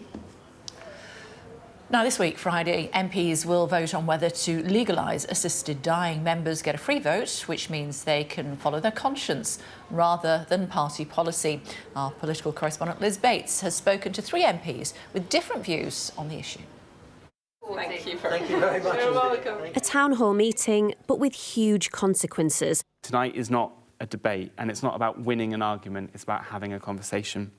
Labour's Peter Swallow, like MPs up and down the country, must decide whether to support assisted dying in a free vote later this week. But first, he wants to hear from his constituents, many of whom have personal stories to tell.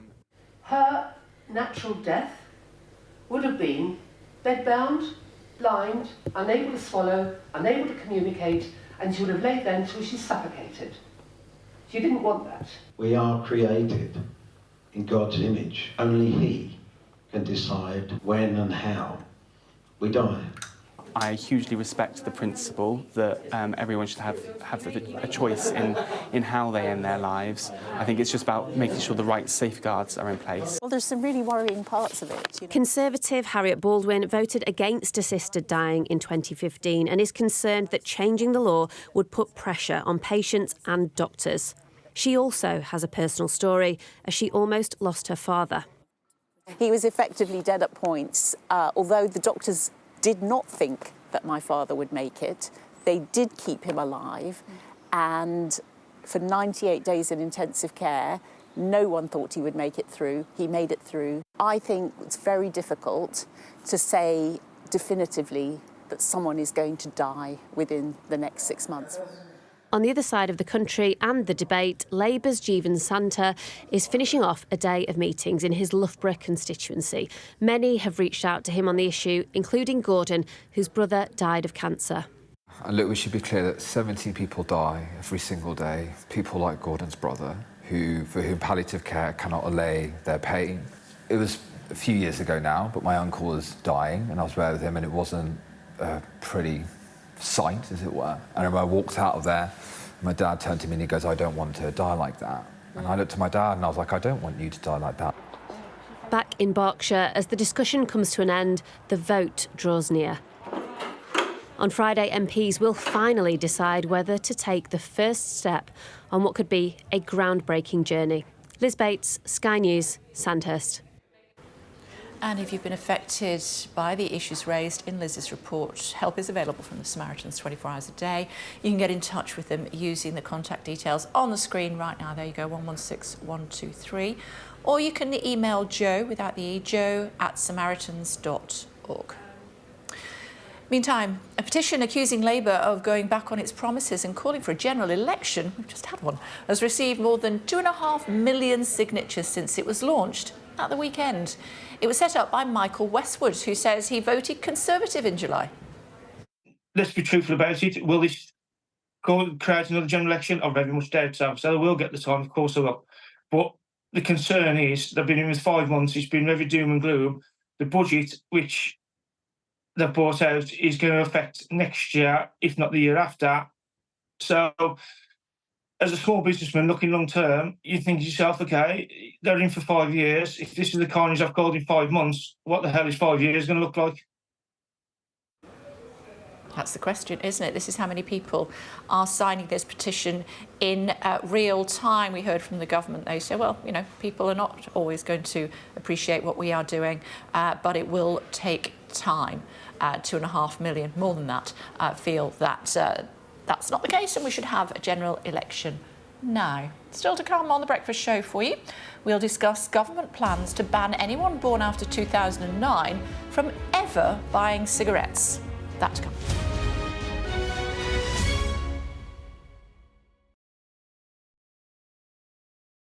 Migrants risk their lives climbing aboard these trains in search of a dream, the United States. It's really dangerous. They often get robbed on this train. They suffer a lot by police, cartels. What happens to them next, we just don't know. Do you miss your mum? With Trump coming to the presidency, how much longer will people be accommodated? The journey you've been through, it's been very difficult at times. Has it been worth it? See.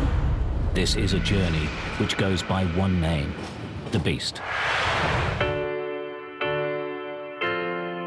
I'm Mark Stone and I'm Sky's correspondent based here in Washington, D.C. We'd been warned that we would meet people in the lowest moment of their lives. Their story is one of fundamental American failure. Well, a slow drive for the president as he approaches his golf club, but I have to say there are more media here than there are supporters. We love Trump! I've witnessed the remarkable passion for politics here, but the anger too. This is just the audience that Joe Biden wanted. Is this the moment to reform gun laws? You know, it's easy to go to politics. But it's important, it's at the heart of the issue. For all the talk of a toned-down, humbled Trump, yes, maybe there was just a little less rhetoric, a little less divisiveness, but in the end it was the same rhythm, the same speech, the same man. All them people that died in Russia and Ukraine, they'd still be alive today if Donald Trump was president. If it was my wish, have a businessman that's strong like Trump, but maybe just doesn't say as much, you know? We are under Israeli military restrictions in terms of some of the things that we can film, but it's important to be in there. What we've been allowed to see over here is a humanitarian corridor. Free wherever you get your news. A young American medical student is making remarkable things happen. I've seen a lot of difficult things, and honestly, it breaks my heart. These children don't deserve that. I don't think there's a single Arab I know who isn't seriously disturbed by what's going on. And so they gathered for this wonder of nature. I'm very excited right now. This is an extraordinary moment beyond anything I could have expected. Sky News, get the full story first. We arrive. A secret hospital hidden in the Myanmar jungle, treating the victims of this bloody war. This is Myanmar today. Its military rulers don't want the world to see, but we have. I fight for my own future. I fight for my generation's future. This is an actual crime. They don't care for that. Myanmar army is only a couple of kilometers away. So this is a major humanitarian disaster.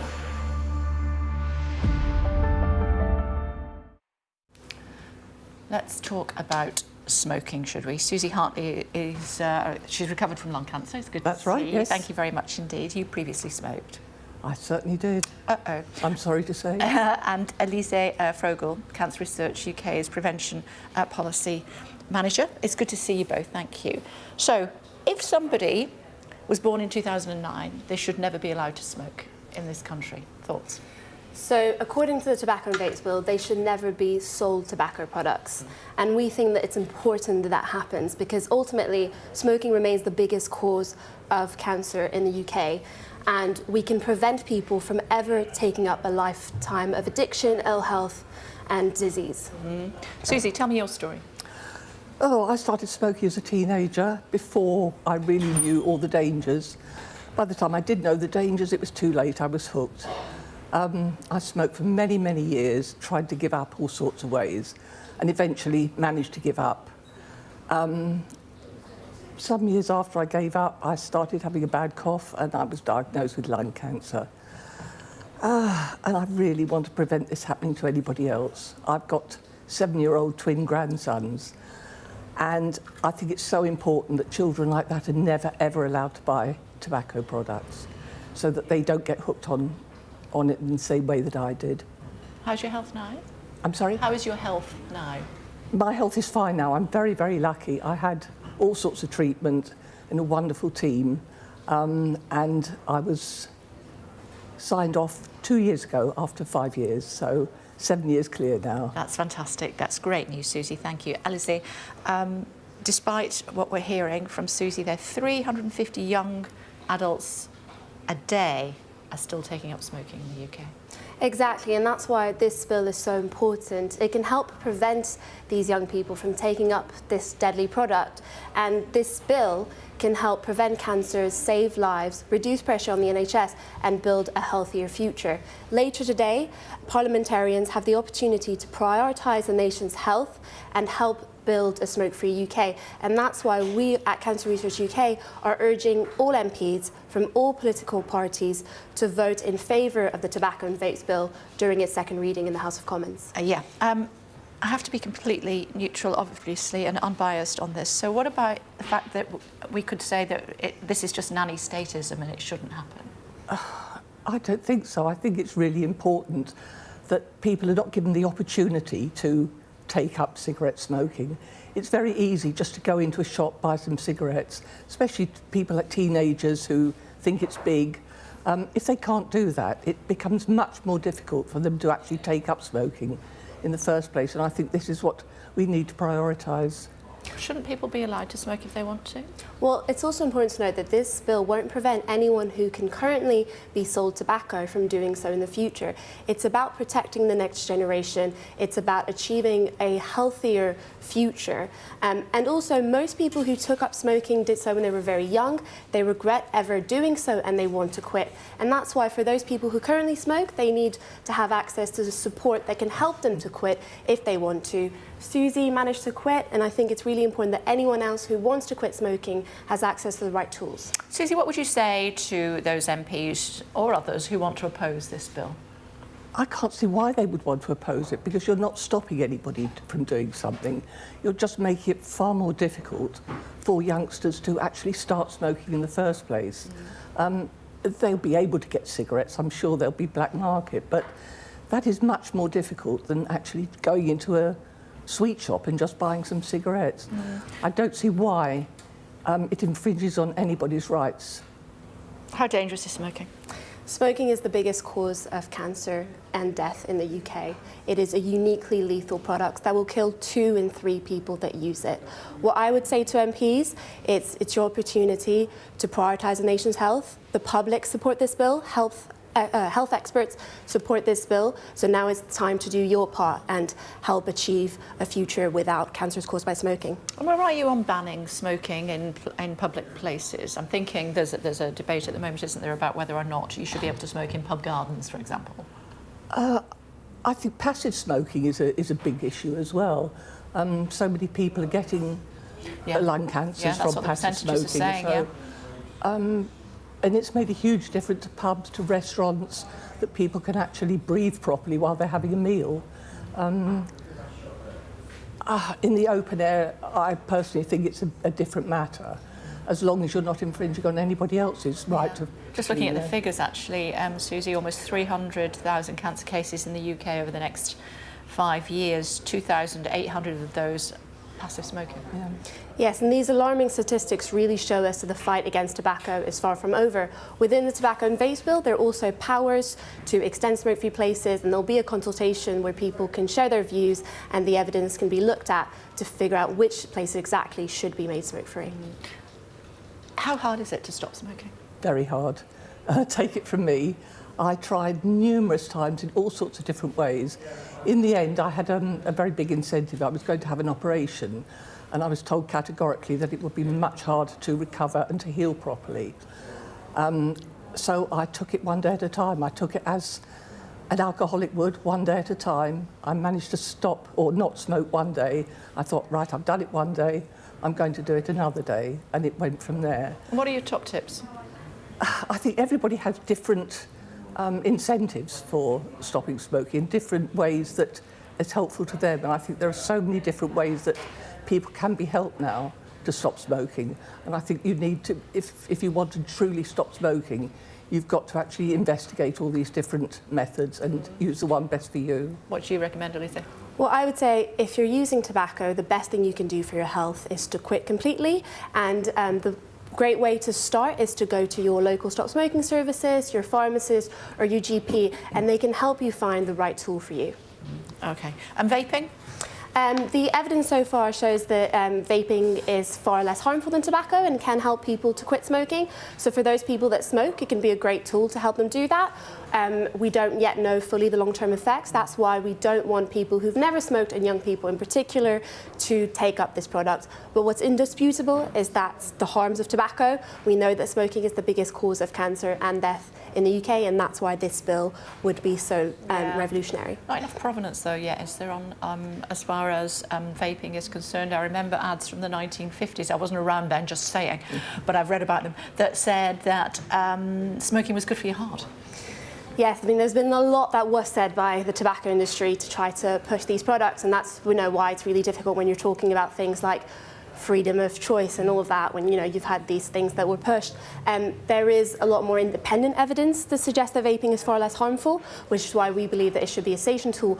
But because there hasn't been enough studies in people that have never smoked, that's why we don't want people who have never smoked to take up these products. Compelling arguments, ladies both. Thank you very much indeed for joining us on the programme. Thank you. Quick look at the weather for you now here on Sky News this Tuesday morning. Storm Bert He's gone, good riddance, leaving it mainly fine, but expect rain in the south tonight and also tomorrow. Mostly dry, clear, calm and chilly now, with fog in places, but there are showers in the north and west and also near the Kent coast. The morning will stay mainly dry with good sunny spells, but northern and western parts can expect a few more showers. I'll keep reading while we're waiting for Gareth. He's here. I spilt my coffee. Don't want me. How do you feel about Rod Stewart? I like Rod Stewart. Look at our colour scheme today. I know, Great, all aren't the we? colours of the rainbow. I tell you what, we're not going to get run over, are we? Look at that. You like him? I like Rod Stewart. OK. Should I tell you why we're talking about him? Yeah, because he's a legend, right? He is a legend. I'm not mad on this song, but let's have a listen to it. Don't you just know exactly what you're thinking? If you want my body and you think I'm sexy, come on, sugar, let me know. I remember when he was first, we haven't said why we're talking about him yet, it doesn't matter, let's just listen to him. When he was first broke into the music scene, there was an article that I read about that described his voice as sounding like broken bottles going through a mincer. He showed them, didn't he? He certainly did. So why are we talking about him? Because he's just been announced as playing the Legend slot at Glastonbury next year. So Is that he's the one gonna- Elton John did? Yeah, people like Elton John, Kylie, Madonna, others. Dolly, of course. Who mimed, So- yes she did. I got into a big spat on Twitter about that with Boy George. He said, how dare you say she mimed. She was miming. To be fair, I don't actually mind if they're miming. I mean, no, but think about it, you know, not in a horrible way, but when you do get to a certain age, your voice isn't the same as a singer as it But is you're when you're paying young. to listen to them Paging No, Rog at but the moment. One I do second, think the voice is a muscle and it does deteriorate. And so maybe she didn't have the ability in the same way, but still wanted to put on a great show. I have sympathy for that. I don't know. I think there's an element where like the fans appreciate that, and I think so long as your voice isn't so terrible that it's painful, I think you don't mind a bit of deterioration. It gets a bit more complex or something with age, and if she can't do it, then don't perform. I don't know. That's don't my pretend, which is pretend, just even be honest. worse. This is my favourite Rod Stewart song. We'll be back in just a couple of minutes. Wake up, Maggie, I think I got something to say to you. It's late September and I really should be back at school.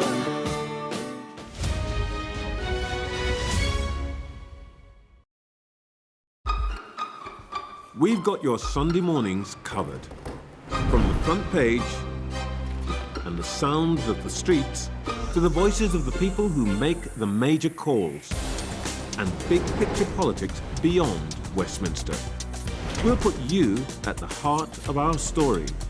A new start to Sunday. I'm ready. Are you? Join me, Trevor Phillips, Sunday mornings on Sky News.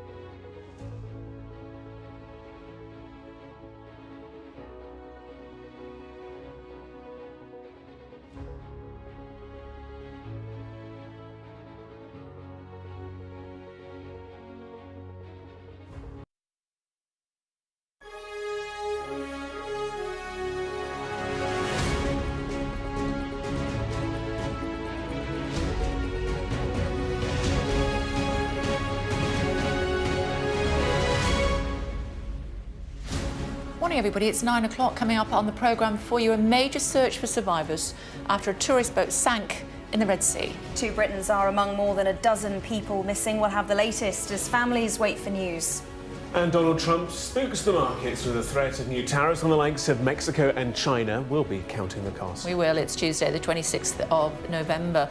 Hopes fade for 16 people missing after a tourist boat sank in the Red Sea. The government announces sweeping changes to welfare and vows to tackle those cheating the system. My question is, if somebody signs themselves off sick and they're not sick, they're stealing. They shouldn't do that. So is it criminal activity? The state has powers of investigation, and that's what should happen.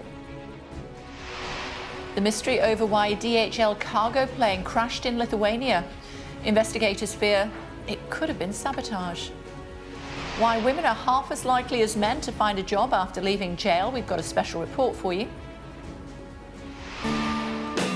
Wake up, Maggie, I think I got something to say to you.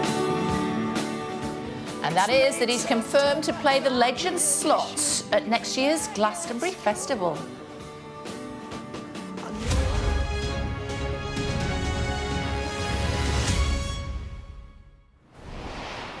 Let's talk about those Brits that are missing, Rachel. Yeah, there are 2 British people who are still believed to be missing. They're amongst 16 people who haven't been accounted for yet after a dive boat, which had 44 people on board, sank off the Egyptian coast very early yesterday morning. A huge search and rescue operation has taken place, and this is the latest that we know. Shipwrecked and shell-shocked, the survivors are brought to safety, but 16 people are still missing, including 2 from Britain.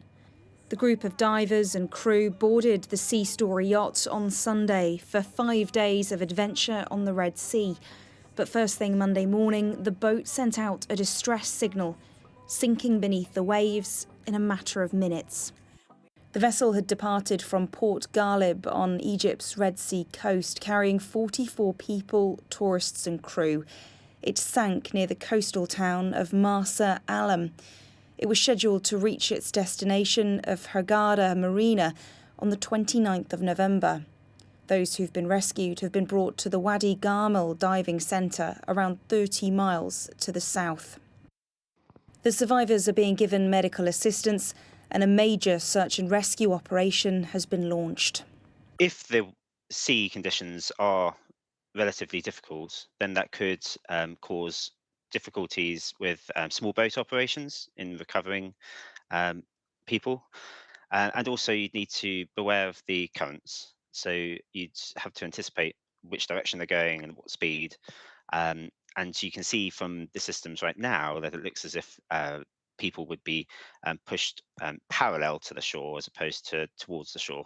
In a statement, the Foreign Office said, "We are providing consular support to a number of British nationals and their families following an incident in Egypt and are in contact with the local authorities." The Red Sea region's governor claimed the ship had all necessary licences and that it sank after being hit by a large wave. The Egyptian Meteorological Authority had warned of bad weather, advising against maritime activity on Sunday and Monday, but there are still questions about what went wrong. This idea that some giant wave sunk the vessel, I think needs a lot more investigation. It came from the governor for the region. It was picked up from a crew member. People would have been asleep, so whatever happened could have felt like a giant wave. There's no evidence of that. They are still looking for survivors. The waters in that area are warm. There is hope, but as time goes on, obviously that hope fades. As each hour passes, the search for survivors in these waters gets more and more desperate.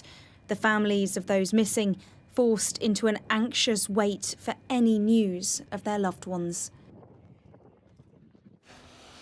So there is still hope? Yes, but I think it's dwindling. And I think that the search and rescue operation had to be paused overnight because of the conditions, because of, the inability to see, of course. And I think that really is a moment where people would start to worry about about the worst, but we do know that the 28 people who were rescued were all taken ashore and I think were in pretty good health, only sort of cuts and bruises, no major injuries as far as we're aware. So of course there is always hope, there will always be teams out there fighting, and of course for the families or loved ones who are still ashore, they will be desperately hoping for news until the worst comes. But with each hour passing, of course, the likelihood of people being found safe and well gets ever dimmer. For now, it is still a search and rescue operation as we understand it, but of course, as you heard there, and discussions you've been having as well, the questions will start to really bubble up around what actually caused this. We have heard from the Governor making it clear from his perspective that this wasn't a technical fault with the vessel. We know it was a relatively new boat. I think on the company's website they said it was built in 2022. And also there were concerns at the times around weather in the wider area, but real questions I think emerging around whether or not this was a wave or something else. But of course in the short term what people are really focused on is just those 16 people, 2 of them British, 4 of them Egyptian, others from other nationalities. It's really all about their welfare and what's happened to them. And our oceanographer was very interesting when he was saying what other reasons there could have been, like buoyancy. Yeah, there are all sorts of different reasons why something like this could happen, and I think it's really interesting. You asked him about whether or not there was a black box and those sorts of things, and obviously there isn't in a vessel like this. We know that the distress call went out at 5:30 a.m. local time, so still dark, people would have been fast asleep. And we know also from the local authorities have talked about people still being in their cabins. And of course, this vessel apparently sank in a matter of 5 to 7 minutes. So that would have made it very difficult for people to get up on board, get into their life jackets or into other safety apparatus. And so that may well play a part in this, the time that this happened as well. But really, we're just going to have to wait and see. Yeah. So hard for the families. Awful. Thank you. Thanks very much. Other news, the government will announce sweeping reforms to the welfare system today in a bid to get more than 2 million people back into work. Earlier, I pressed the Employment Minister, that's Alison McGovern, on what's being done to combat those abusing the system. Well, unfortunately, people have stolen from the state and we're bringing forward proposals to deal with that. When it comes to people, who are unwell, we need a system that helps and support them. But what about when they're not? People have to stick to the rules. Do you just not want to answer the question? No, I think you're asking me about specific criminal activity, which I've commented on. No, you haven't. That's why I keep pressing you on it. My question is, if somebody signs themselves off sick and they're not sick, they're stealing. They shouldn't do that. So is it criminal activity?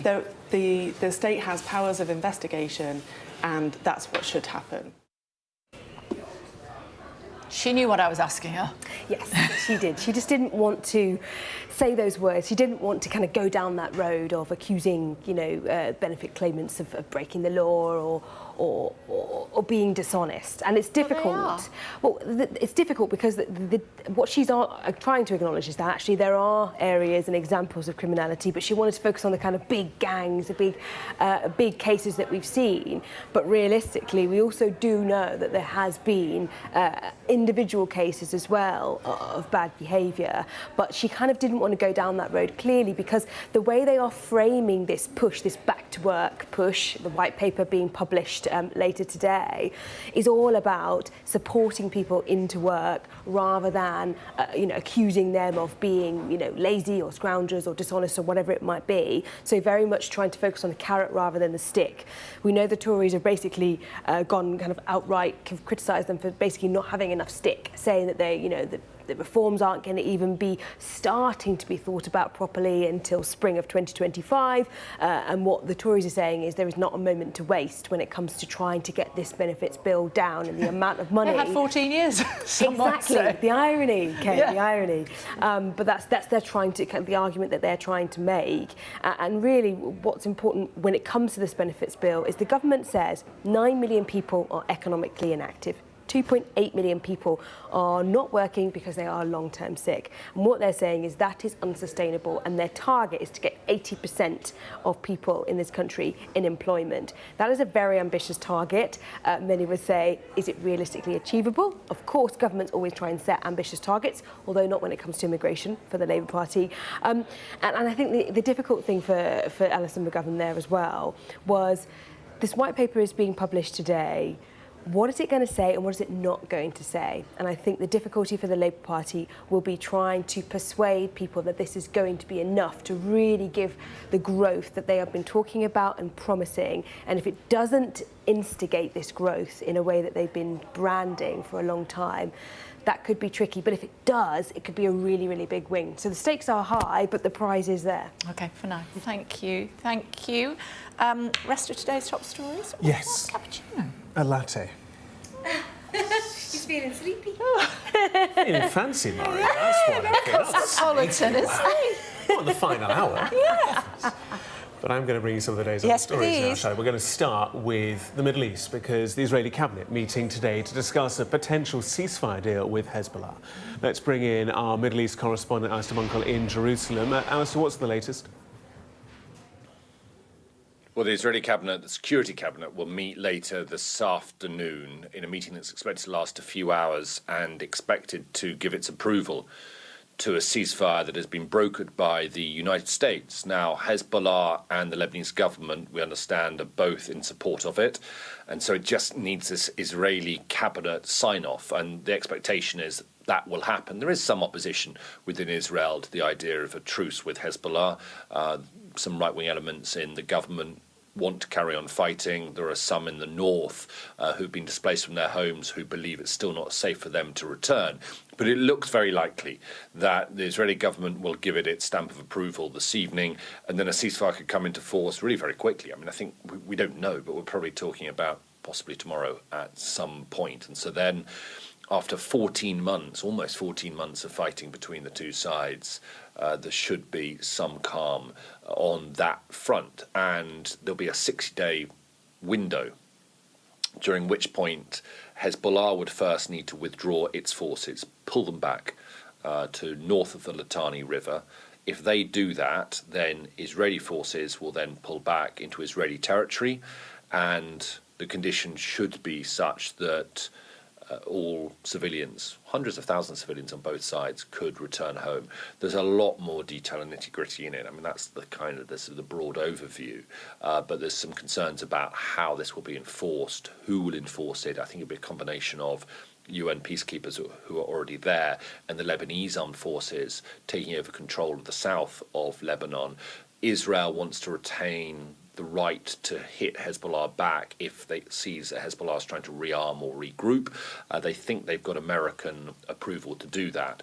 But as I say, after 14 months really of fighting between the two sides, this multi-front war, at least when it comes to Hezbollah and Israel, this doesn't concern Gaza, Hezbollah and Israel, it does look as though we're on the cusp of a ceasefire. Appreciate the update, Alistair. Thank you. At least 6 people have been killed and dozens of people have been injured in Pakistan as supporters of the jailed former Prime Minister Imran Khan clashed with security forces outside the capital, Islamabad. Police used tear gas to disperse the crowds, and authorities have enforced a security lockdown for the last 2 days after Khan called for a march to demand his release. Authorities in Lithuania say they are yet to find the black box after a fatal plane crash in Vilnius. 1 person was killed, 3 people injured when a DHL cargo aircraft crashed into a house near the city's airport yesterday morning. Germany's foreign minister has suggested it could have been sabotage. CCTV, these images showed the plane descending normally before exploding into a fireball. It is always a fear with freight, there's operations, that you could in fact have uplifted something which is not what it is declared to be. The whole idea of having something untoward on board can't be ruled out. The fact that it's happened a couple of times in the last year has got the conspiracy theorists going around in circles, but there is nothing to point to it yet. A severe flood warning remains in place in Southampton, warning of a danger to life. Around 1,000 people have been moved from their homes as dozens of mobile homes have been cut off by floodwater in this area following Storm Bert. The warning expected to remain in place over the next few days. That's according to the Environment Agency.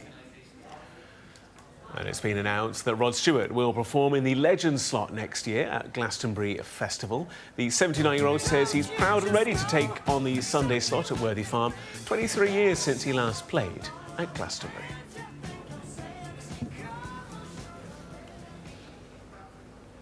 hope we'd be singing louder than that. Jason is here to talk about the prison service as it relates to women. Yes, that's right. So Shabana Mahmood, the Justice Secretary, has said that it isn't working, the prison system isn't working for many women, and she is setting up a Women's Justice Board to look at actually sending fewer women to prison. And we've got some rare access to Style Prison and a workshop there where they're doing a project which is recycling televisions, but it's called Recycling Lives. Go inside Style Prison near Manchester, and in the far corner of the estate there's a workshop. What happens here looks destructive, but amid the smash and clatter, something is being rebuilt. These women's lives, one broken TV at a time. So if they do 70 a day, they earn £10. Right. Yeah. Yvonne is the first former prisoner at Style who now has keys to the prison, employed here as workshop manager. What are you trying to give to these women? I'm trying to give them a future. I'm trying to give them some hope that they can get their children back, find a job, find a home, and there is a different life. There is light at the end of the tunnel. Here they're learning skills that could stop them coming back. 6 months after leaving prison, women are half as likely as men to be employed, and people without work are more likely to re-offend. Wrapped in high fences and barbed wire are austere Victorian houses, once an orphanage, now the accommodation blocks of Style Prison. The only soft thing here is Ted, the prison cat. It's a female prison, but often a man has had some influence on their crimes. 90% of the women in prison, that there's always a male involved in why they've committed crime.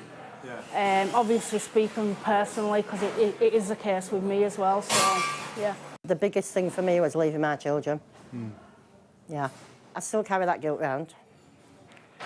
The government's now setting up a Women's Justice Board to look at how to get more female offenders into community sentences rather than prison. This programme, Recycling Lives, shows how, with the right support, lives can be transformed. On the outside, in their depot in Preston, it's food they're recycling from supermarkets and farms to community food banks. Here we meet former prisoner Naomi, who now runs the warehouse.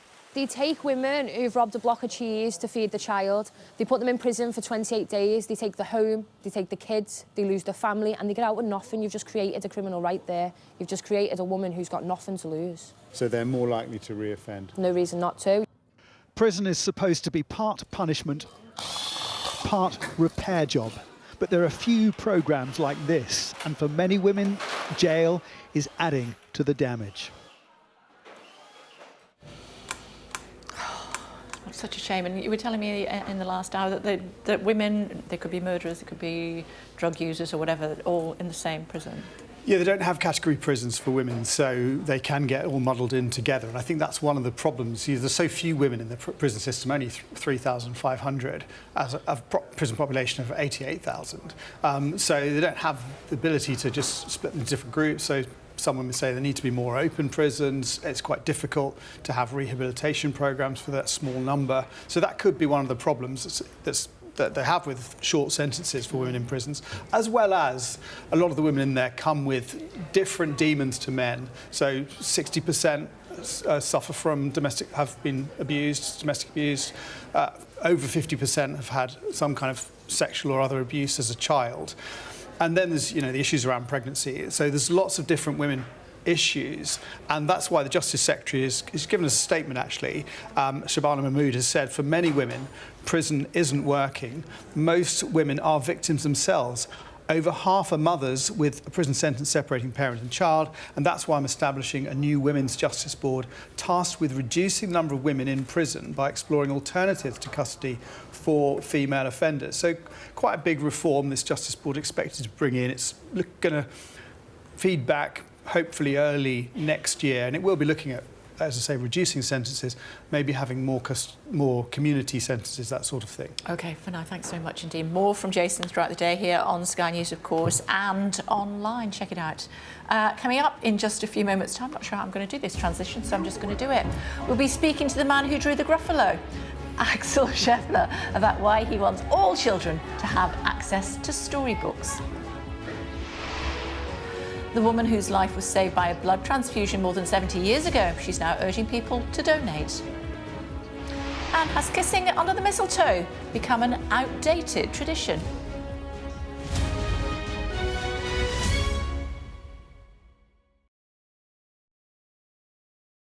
In the last 5 years, more than 13,000 farmers have left agriculture in the UK. Is it going to be viable for the future? No farmers, no food! The frustration, the anger, the fact that so many of them are at risk of going bust has now become too much. You've got to keep hope because one day it's going to be okay. I'm Dan Whitehead, Sky News' West of England and Wales correspondent. It's scary what's happening in the country. It's the illegal migrants that we don't want here. How difficult is this to police tonight? Off the scale. Having the police speak to us so starkly right in the middle of the riot showed just how serious the situation was. The water on board the barge contaminated with Legionella bacteria, an outbreak that was first revealed by Sky News. There have been questions for months over whether the support offered to asylum seekers on the bivvy is sufficient. A cruel place to put human beings. From busy cities to rural communities, we spend every day reporting on how big decisions impact real people.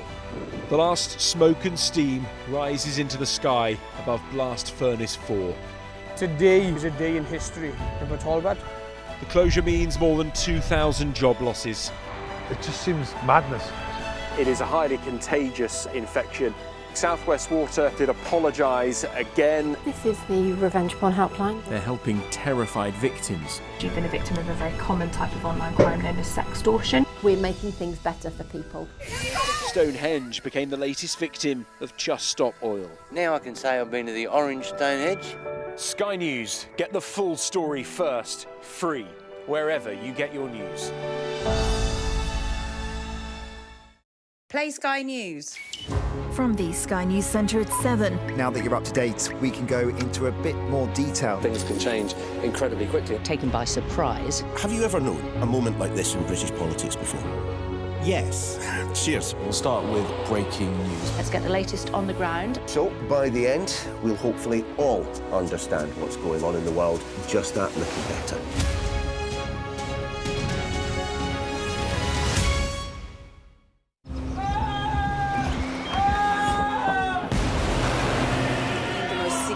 Day of this conflict. They keep telling us that they want aid. And this is what's left of it. Heavy vehicle. Why only in America? People want their country to work. Just want a job in a normal life. Why are these homes empty? I want you to be honest with people. That has happened within minutes. Sky News, the full story first. Free wherever you get your news. Hello again, everybody. Christmas is coming and some parents might be thinking of buying storybooks to put into their children's Christmas stockings. Well, one man who wants all children to have access to books is the Gruffalo illustrator, Axel Scheffler. Hi, Axel, with us now. Thanks very much indeed for joining us. First of all, tell me where the idea for the Gruffalo came from. It came from Julia Donaldson, obviously. She wrote the text and it was my job to do the pictures, so you would have to ask her. What inspired But it was her. your interpretation of what he looked like?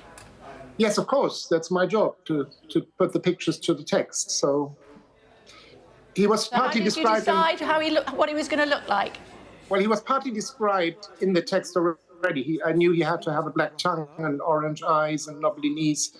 But the overall shape of the Gruffalo, that was my part of it. And yeah, I thought Gruffalo sounds a bit like Buffalo. He would needed to have horns, he needed to be furry, have a tail.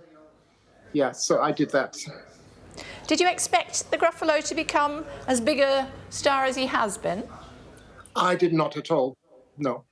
I thought it would sell a few thousand copies and then be forgotten. So I'm overwhelmed by what the Gruffalo, how successful the book was and how popular. Why is it so important for you, for children to have ready access to books? Well, for me, it's blatantly obvious because I'm a great reader. And so reading is for me like breathing. I've got lots of books, I read a lot. There's a lot of enjoyment in books. And for children, it gives them a chance to explore the world and learn about the world and the National Literacy Trust has done a study how much it enhances the chances of having a happier and better life and better work prospects. And so I think it's immensely important for children to read books. Does it matter does it matter how they go about that, Axel? Does it matter whether it's a physical book or whether it's on a tablet, like a Kindle or something? I would always prefer a book. I mean, I think it's such a nice thing for parents to read to their children, and it's also making connections within the family. And I think that's much easier with a book. And I'm very traditional and very old-fashioned, so I would always prefer a book. But obviously, these new. Sure. Do you have any top tips on what sort of books? Obviously, it depends on the age of the child, but level entry books. Do you have any thoughts on those? Well, I think even with babies, you can start showing them any book, and they respond to images, and they respond to pictures, and they have to grow into the habit of reading themselves. I can't recommend any particular books, but just go to a bookshop and get advice from them if you feel that you need advice. And what are you doing now, Axel? Are you still illustrating Gruffalo?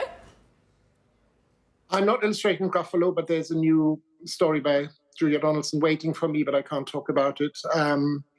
I've done some of the Acorn Wood books. I've just finished one of those, and I've just done another charity book for a charity that helps refugees.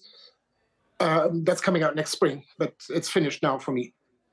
Fantastic. It's good to talk to you. Thank you very much indeed for joining us. Thank you, Axel. Thank you. Bye-bye. Still to come on the programme for you. A woman whose life was saved by a blood transfusion in the 40s calls for people to become donors.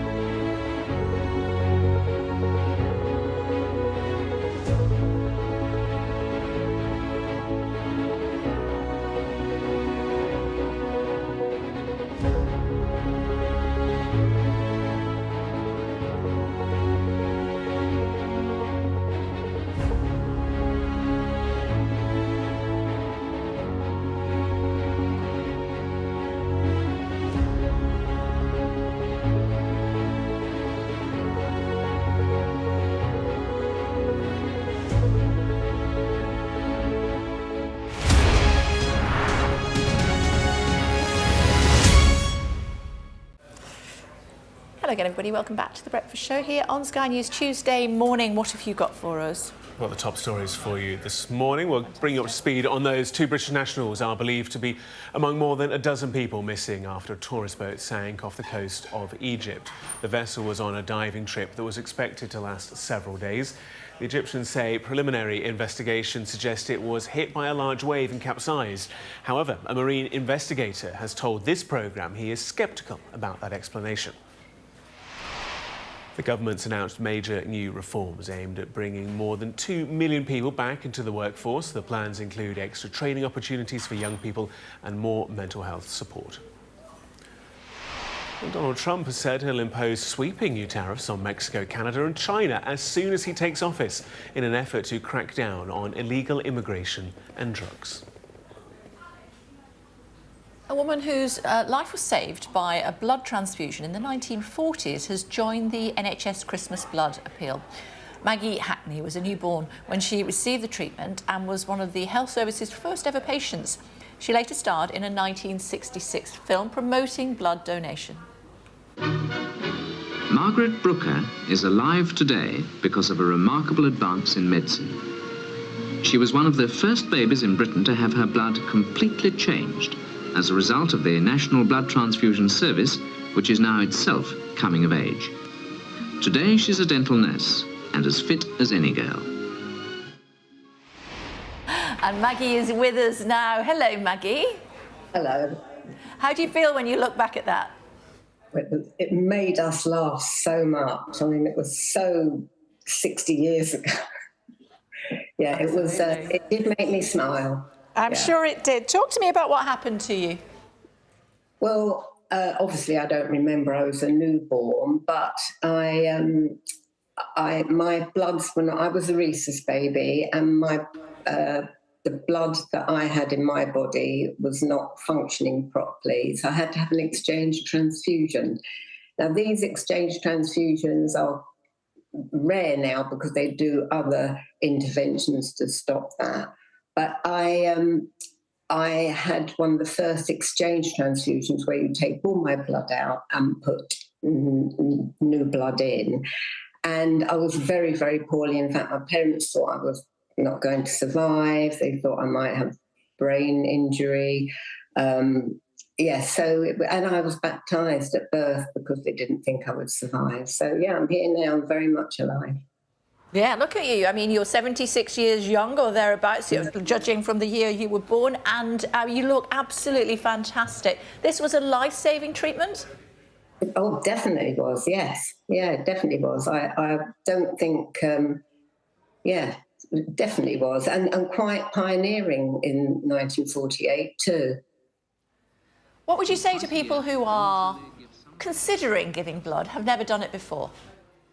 Well, if anybody would is thinking about giving blood, but have worries and concerns about that, I would say the people that run these sessions are fabulous. They know some people are a little bit anxious about going, but it's really a very nice experience. They make you feel at home. And if anybody would like to donate blood and is having concerns, I would say go along and have a chat with them, because they're terribly short of blood supplies at the moment. And over this period, Christmas and New Year, there will be a lot of people that are donors now but are unwell, so they can't donate. But there'll also be far more people in hospital that need blood. So it's not a very good situation to be in. So please do something about it. And if you are a blood donor, tell your friends and family that don't donate up until now to have a go. They desperately need everybody they can at the moment. Is there any particular type of blood, Maggie, or just appealing to everybody? Generally, I don't know what they're short of at the moment. I think across the board, yeah. OK. You look fantastic, Maggie, as I said. Great to see you. You're here because of a blood transfusion, and all you're saying is if you've never done it, please do it. And if you do it, mention it to others. It's good to see you. Yeah. Thank you very much. Thank you. Thank you. She looks great, doesn't she? Absolutely fantastic. Good for her. Donald Trump. Donald What's Trump. he been up to now? He's going to be the new US president, didn't you know? Is he? All right. Breaking news. He has said. First thing. Sorry. he said overnight. Banter. He said overnight that he wants to impose tariffs on Mexico, on China, on Canada as well.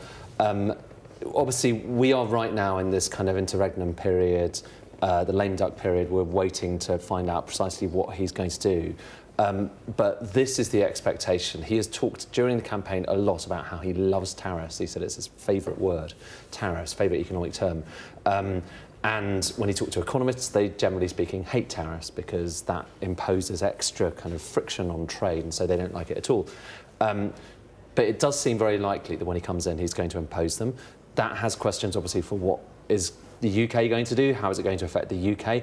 And at the moment, we don't really know. And I think, you know, when you take a step back here, Donald Trump does not like the fact that the US has a massive trade deficit, so it imports far more stuff, physical stuff, than it exports, and he feels that's a failure. And China has this enormous trade surplus, so China exports a lot more than it imports. And so does Germany, and so does Europe as a whole, the EU as a whole. We in the UK have the same problem as America. Yes. It raises big questions about the nature of the global economy, about whether, you know, the manufacturing base in the US is healthy, whether it could be better. But I think a lot of people are very nervous about the potential economic impact for this because, and I think part of the nervousness is they look back at the 1930s. That was the last time you had nations around the world raising tariffs, all these barriers to trade. And that was, to some extent, the economic spiral that contributed towards World War II. So they look at that and they say, we do not want to do that again. And they hear Donald Trump say the word tariffs in an approving term, and they are horrified by it. But the reality is he's speaking about a global economic system that isn't really working particularly well either. And so I think it's an interesting intellectual moment, but it's also quite unnerving. You know, you've got this moment where you've got war in Europe. You've got nervousness about the energy transition. You've got tensions around the world between the US and China, and you can understand why when people hear those words they get a bit scared. Tell me you've got some graphs. Well, I do have graphs. I don't know if we can show them, but I've got. In a few moments' time, but we'll get them on definitely later on through the day. So just at 10 o'clock, the Treasury Select Committee is going to be talking to the Office for Sanctions, basically the people who are managing our sanctions policy, about what's going on in Russia. Yes. Obviously, we have all these sanctions on Russia. Yes. We have been doing quite a few reports recently showing how, whether it's cars, whether it's sanctioned items like drone parts, the UK is still sending a lot of this stuff, not to Russia, but to Russian neighbours. And we can see in the data that it is all going there. You did that recently, didn't you? Yeah, well, what we did, because the data only tells you it's going to, you know, for instance, cars, the data shows that it's going to places like Azerbaijan and Georgia and Kazakhstan. You don't know what happens thereafter. Yeah. But it seemed implausible to us that they would be staying in Azerbaijan because, you know, it's not a place that typically has had much appetite for luxury cars. So we went out to the border between Georgia, which is the neighbour, Georgia and Russia, and we saw them going over. So there is, in short, there is lots of evidence that these sanctions aren't really working as well as people had hoped. As a result of that, Russia is able to get the kind of equipment it wants to try to wage war. We know there are British sanctioned components which end up on the battlefield. And shall I show you? Actually, we can show you one shot here. This is just showing you specifically the kinds of goods that are sanctioned by the EU. They're called dual-use goods. It's the stuff that shows up on battlefields. And that is the flow of British exports to Russia. And then you can see the Russian invasion there, that red line there, and they go to zero. And so a lot of people, including in the government, would say, look, it's fantastic, success story. But now look at trade of those same items that go to the neighbours of Russia, OK? Look at this is going to the neighbours of Russia. Oh, goodness, right. And you can see the pattern there, OK? So the minute those sanctions are imposed on Russia, they leap up to Kazakhstan, to Azerbaijan, to Georgia, to other countries around Russia. And the How do you fix that? Well, I mean, that's why this session's going to be quite interesting. I think, to be honest with you, you need to potentially go after those countries, the places through which those goods are flowing. Can I show you one more chart? Because this is pretty striking. Yep. The top, kind of basically the top 5 or 6 types of items we are sending to these countries. It's drone parts, it's helicopter parts, it's switching equipment that can be used. These, by the way, these are specifically sanctioned, and this is the increase of the flow in these kinds of things to all of these countries around Russia. So we are adjusting for what was being sent there before. But it's optical sensors, it's cameras, it's navigational equipment. It's exactly the stuff you want if you're Russia and you're trying to put together drones and various things that are going to kill people on the battlefield. And we've seen this stuff turning up on the battlefield. It's coming from the UK, and we are going to be hearing now about why those flows are still continuing. OK, throughout the day, as you said. For now, thanks so much indeed, Ed. Thank you. Just want to update you on some breaking news reaching us here at Sky Centre. I'm afraid it's very sad news that 3 bodies have been recovered from that capsized tourist boat off the coast of Egypt in the Red Sea there. We don't have any further information at this stage, but that is coming from the governor. And of course, we do know that we're not saying that it is them, but 2 Brits are still missing. Yeah, I mean, the latest numbers that we have is that there were 16 people missing. 2 of them were British. We knew that 4 of them were Egyptian. There were a number of Egyptian crew working on board at the time, so no information as to who these people are. We don't know what nationality, men or women, old or young. But it's a real tragedy to know that this catastrophe has ended in, it looks like, at least 3 deaths, and with that search still ongoing for 13 other people after this boat capsized very early on Monday morning. Obviously, we've been talking all morning, Kay, about a search and rescue operation, but this information that we've just had coming in from the governor of the Red Sea region, who has been putting updates certainly online over the past day or so, seems to be the worst news, that 3 people have lost their lives in this tragedy. And as we understand it, a huge amount of work still ongoing at the moment to work out what happened, assessing the site, searching the water around that area, obviously with the hope of rescuing individuals. But as the hours pass, this becomes really the reality, the grim reality, certainly for those who are searching and for the loved ones and the families and friends who are on shore all around the world. The people on this boat were from all over the world, desperately waiting for news. Just looking at the Foreign Office on Twitter, nothing there at this stage, but it's so hard for the families. Yes, it is. And the Foreign Office have been very careful. They've only said to us that they are supporting families at the scene who are there. And as I said, what we haven't had has been a clear list, or really any names, of people who were on board, whether those who survived or those who were affected. We didn't even know the full breakdown. We don't even know the full breakdown of the 16 people who are missing, just that it's been confirmed 2 Brits and 4 Egyptians. They will have the manifest. I'm sure that the various governments do, but it hasn't been released publicly to us. But this news that 3 bodies have been recovered is a real tragedy this morning. OK. We'll get more information, of course. You'll update us throughout the day, won't you? Thank you very much. Thank you. This week, MPs will vote on whether to legalise assisted dying. Members get a free vote, which means they can follow their conscience rather than party policy. Liz Bates has spoken to 3 MPs with different views on the issue. Thank you very much. You're welcome. A town hall meeting, but with huge consequences. Tonight is not a debate, and it's not about winning an argument, it's about having a conversation. Labour's Peter Swallow, like MPs up and down the country, must decide whether to support assisted dying in a free vote later this week. But first, he wants to hear from his constituents, many of whom have personal stories to tell. Her natural death would have been bedbound, blind, unable to swallow, unable to communicate, and she would have laid there until she suffocated. She didn't want that. We are created in God's image. Only He can decide when and how we die. I hugely respect the principle that everyone should have a choice in how they end their lives. I think it's just about making sure the right safeguards are in place. Well, there's some really worrying parts of it. Conservative Harriet Baldwin voted against assisted dying in 2015 and is concerned that changing the law would put pressure on patients and doctors. She also has a personal story, as she almost lost her father. He was effectively dead at points. Although the doctors did not think that my father would make it, they did keep him alive. And for 98 days in intensive care, no one thought he would make it through. He made it through. I think it's very difficult to say definitively that someone is going to die within the next 6 months. On the other side of the country and the debate, Labour's Jeevan Santa is finishing off a day of meetings in his Loughborough constituency. Many have reached out to him on the issue, including Gordon, whose brother died of cancer. And look, we should be clear that 17 people die every single day. People like Gordon's brother, for whom palliative care cannot allay their pain.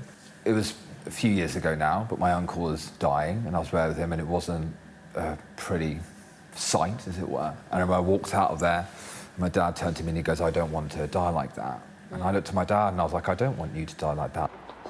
Back in Berkshire, as the discussion comes to an end, the vote draws near. On Friday, MPs will finally decide whether to take the first step on what could be a groundbreaking journey. Liz Bates, Sky News, Sandhurst. And if you've been affected by the issues raised in Liz's report, help is available from the Samaritans 24 hours a day. You can get in touch with them using the number on the screen for you right now, 116 123, or email, if you prefer, Joe without the E, joe@samaritans.org.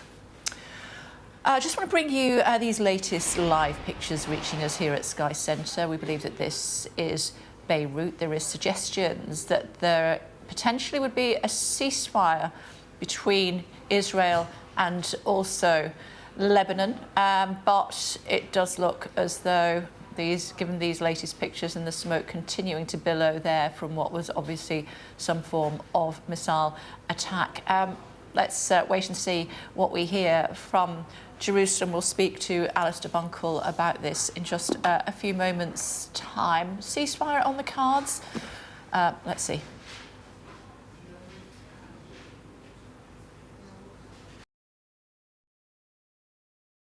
Migrants risk their lives climbing aboard these trains in search of a dream, the United States. It's really dangerous. They often get robbed on this train. They suffer a lot by police, cartels. What happens to them next, we just don't know. Do you miss your mum? With Trump coming to the presidency, how much longer will people be accommodated? The journey you've been through, it's been very difficult at times. Has it been worth it? See.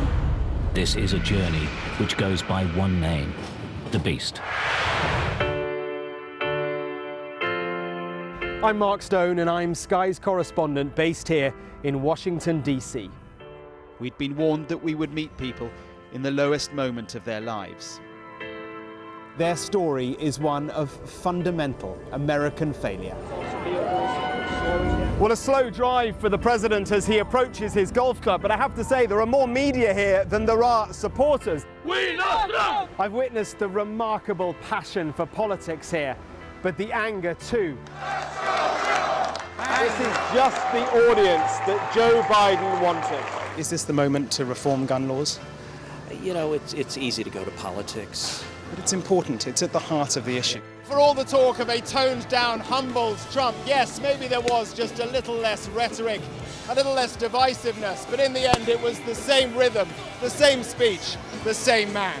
All them people that died in Russia and Ukraine, they'd still be alive today if Donald Trump was president. If it was my wish, have a businessman that's strong like Trump, but maybe just doesn't say as much, you know? We are under Israeli military restrictions in terms of some of the things that we can film, but it's important to be in there. What we've been allowed to see over here is a humanitarian corridor.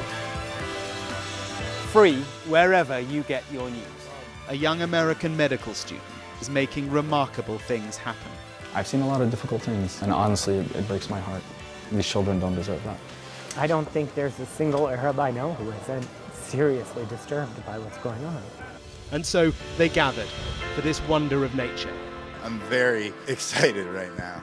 This is an extraordinary moment beyond anything I could have expected. Sky News, get the full story first. We've got your Sunday mornings covered. From the front page and the sounds of the streets to the voices of the people who make the major calls and big picture politics beyond Westminster. We'll put you at the heart of our story. A new start to Sunday. I'm ready. Are you? Join me, Trevor Phillips, Sunday mornings on Sky News. That time of year, I know, I live in hope. Apparently, wokery means that we don't do this anymore. Let's bring in Ollie Spacey, who's standing by for us. Hi, Ollie. Good morning. You're a big fan. You're a student studying mistletoe biology. Yes, it's my life all year round. It's not just for Christmas for me. I study how it spreads and what its future looks like in the UK. So tell me. So currently we're finding lots about how mistletoe is changing in the UK. What a lot of people don't know is that it's actually a parasitic plant which grows on trees. And even though it can harm the trees, it's actually very good for biodiversity as well. So the winter birds that eat its berries thrive off of mistletoe, and it also promotes nutrient cycling in the ecosystem. So we care a lot about this plant, and its future in the UK is uncertain. What we've done is we've launched a project to understand how mistletoe is changing, and it's actually a project people can get involved in at home. It's called Mistle Go. You can download the survey, and you can take a photo of mistletoe that you see and then send that in to us. So if you type in Mistle Go into the internet, you can actually help out our research and try and understand this fascinating plant. Oh, you passed me the mistletoe, thank you. How have we gone, though, from mistletoe being this kind of vital part of nature, like you say, this kind of parasitic plant, but vital for many species, to it then playing this kind of central role in old Christmas traditions? Yes, so the exact origins of mistletoe as a romantic Christmas tradition are uncertain. It's thought to stem from its association with fertility. So back even in old Druid times, the mistletoe would appear in the trees. They didn't really know where it came from, and it seemed to be this symbol of new life and birth. And so it's thought that the romantic connotations stem from them. But it really only gained popularity in the Victorian era when people started kissing under the mistletoe, and that tradition continues today. OK, so you're talking about kissing under the mistletoe. So I think that kissing under the mistletoe doesn't have to be a romantic kiss. I think it can also be like your family or whatever. Or is that a bit rogue? Like, where does the history stem from? Does it have to be about fertility and romance?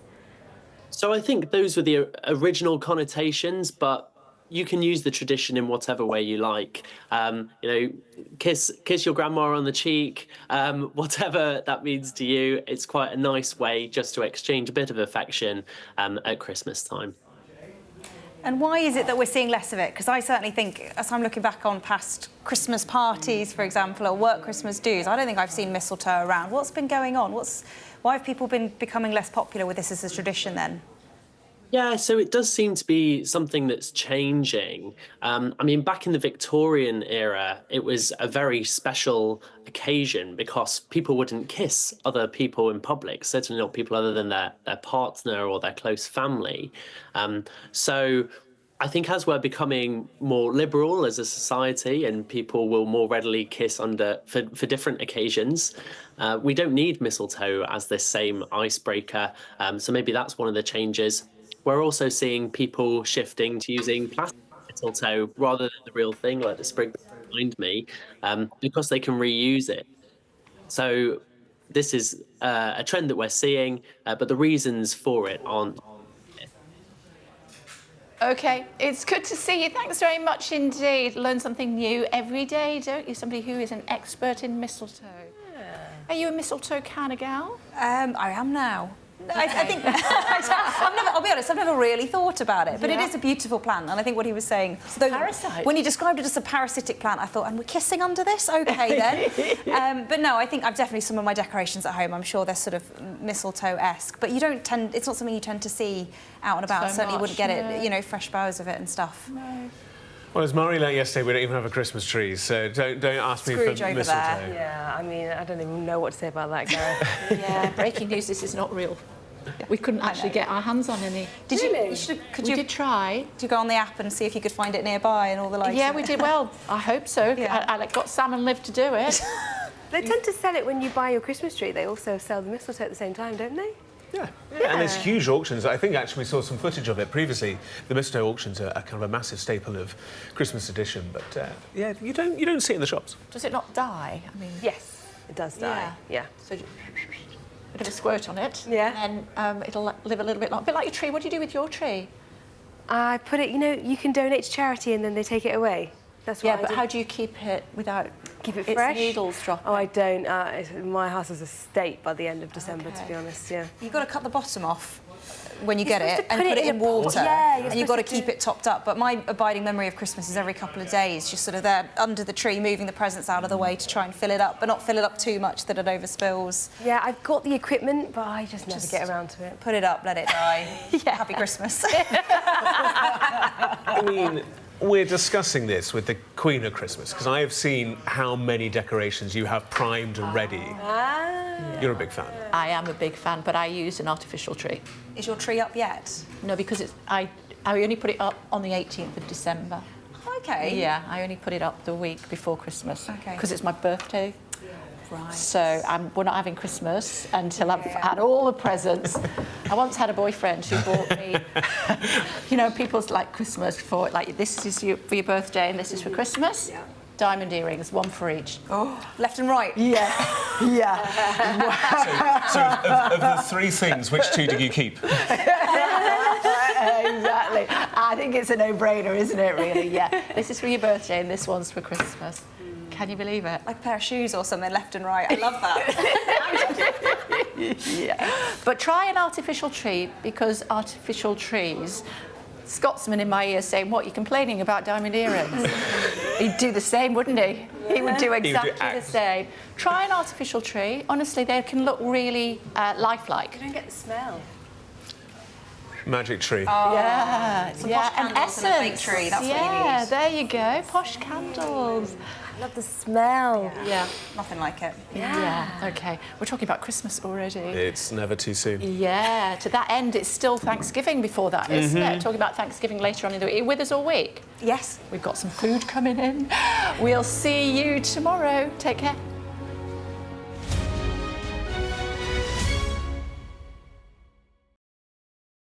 Play Sky News. From the Sky News Centre at 7. Now that you're up to date, we can go into a bit more detail. Things can change incredibly quickly. Taken by surprise. Have you ever known a moment like this in British politics before? Yes.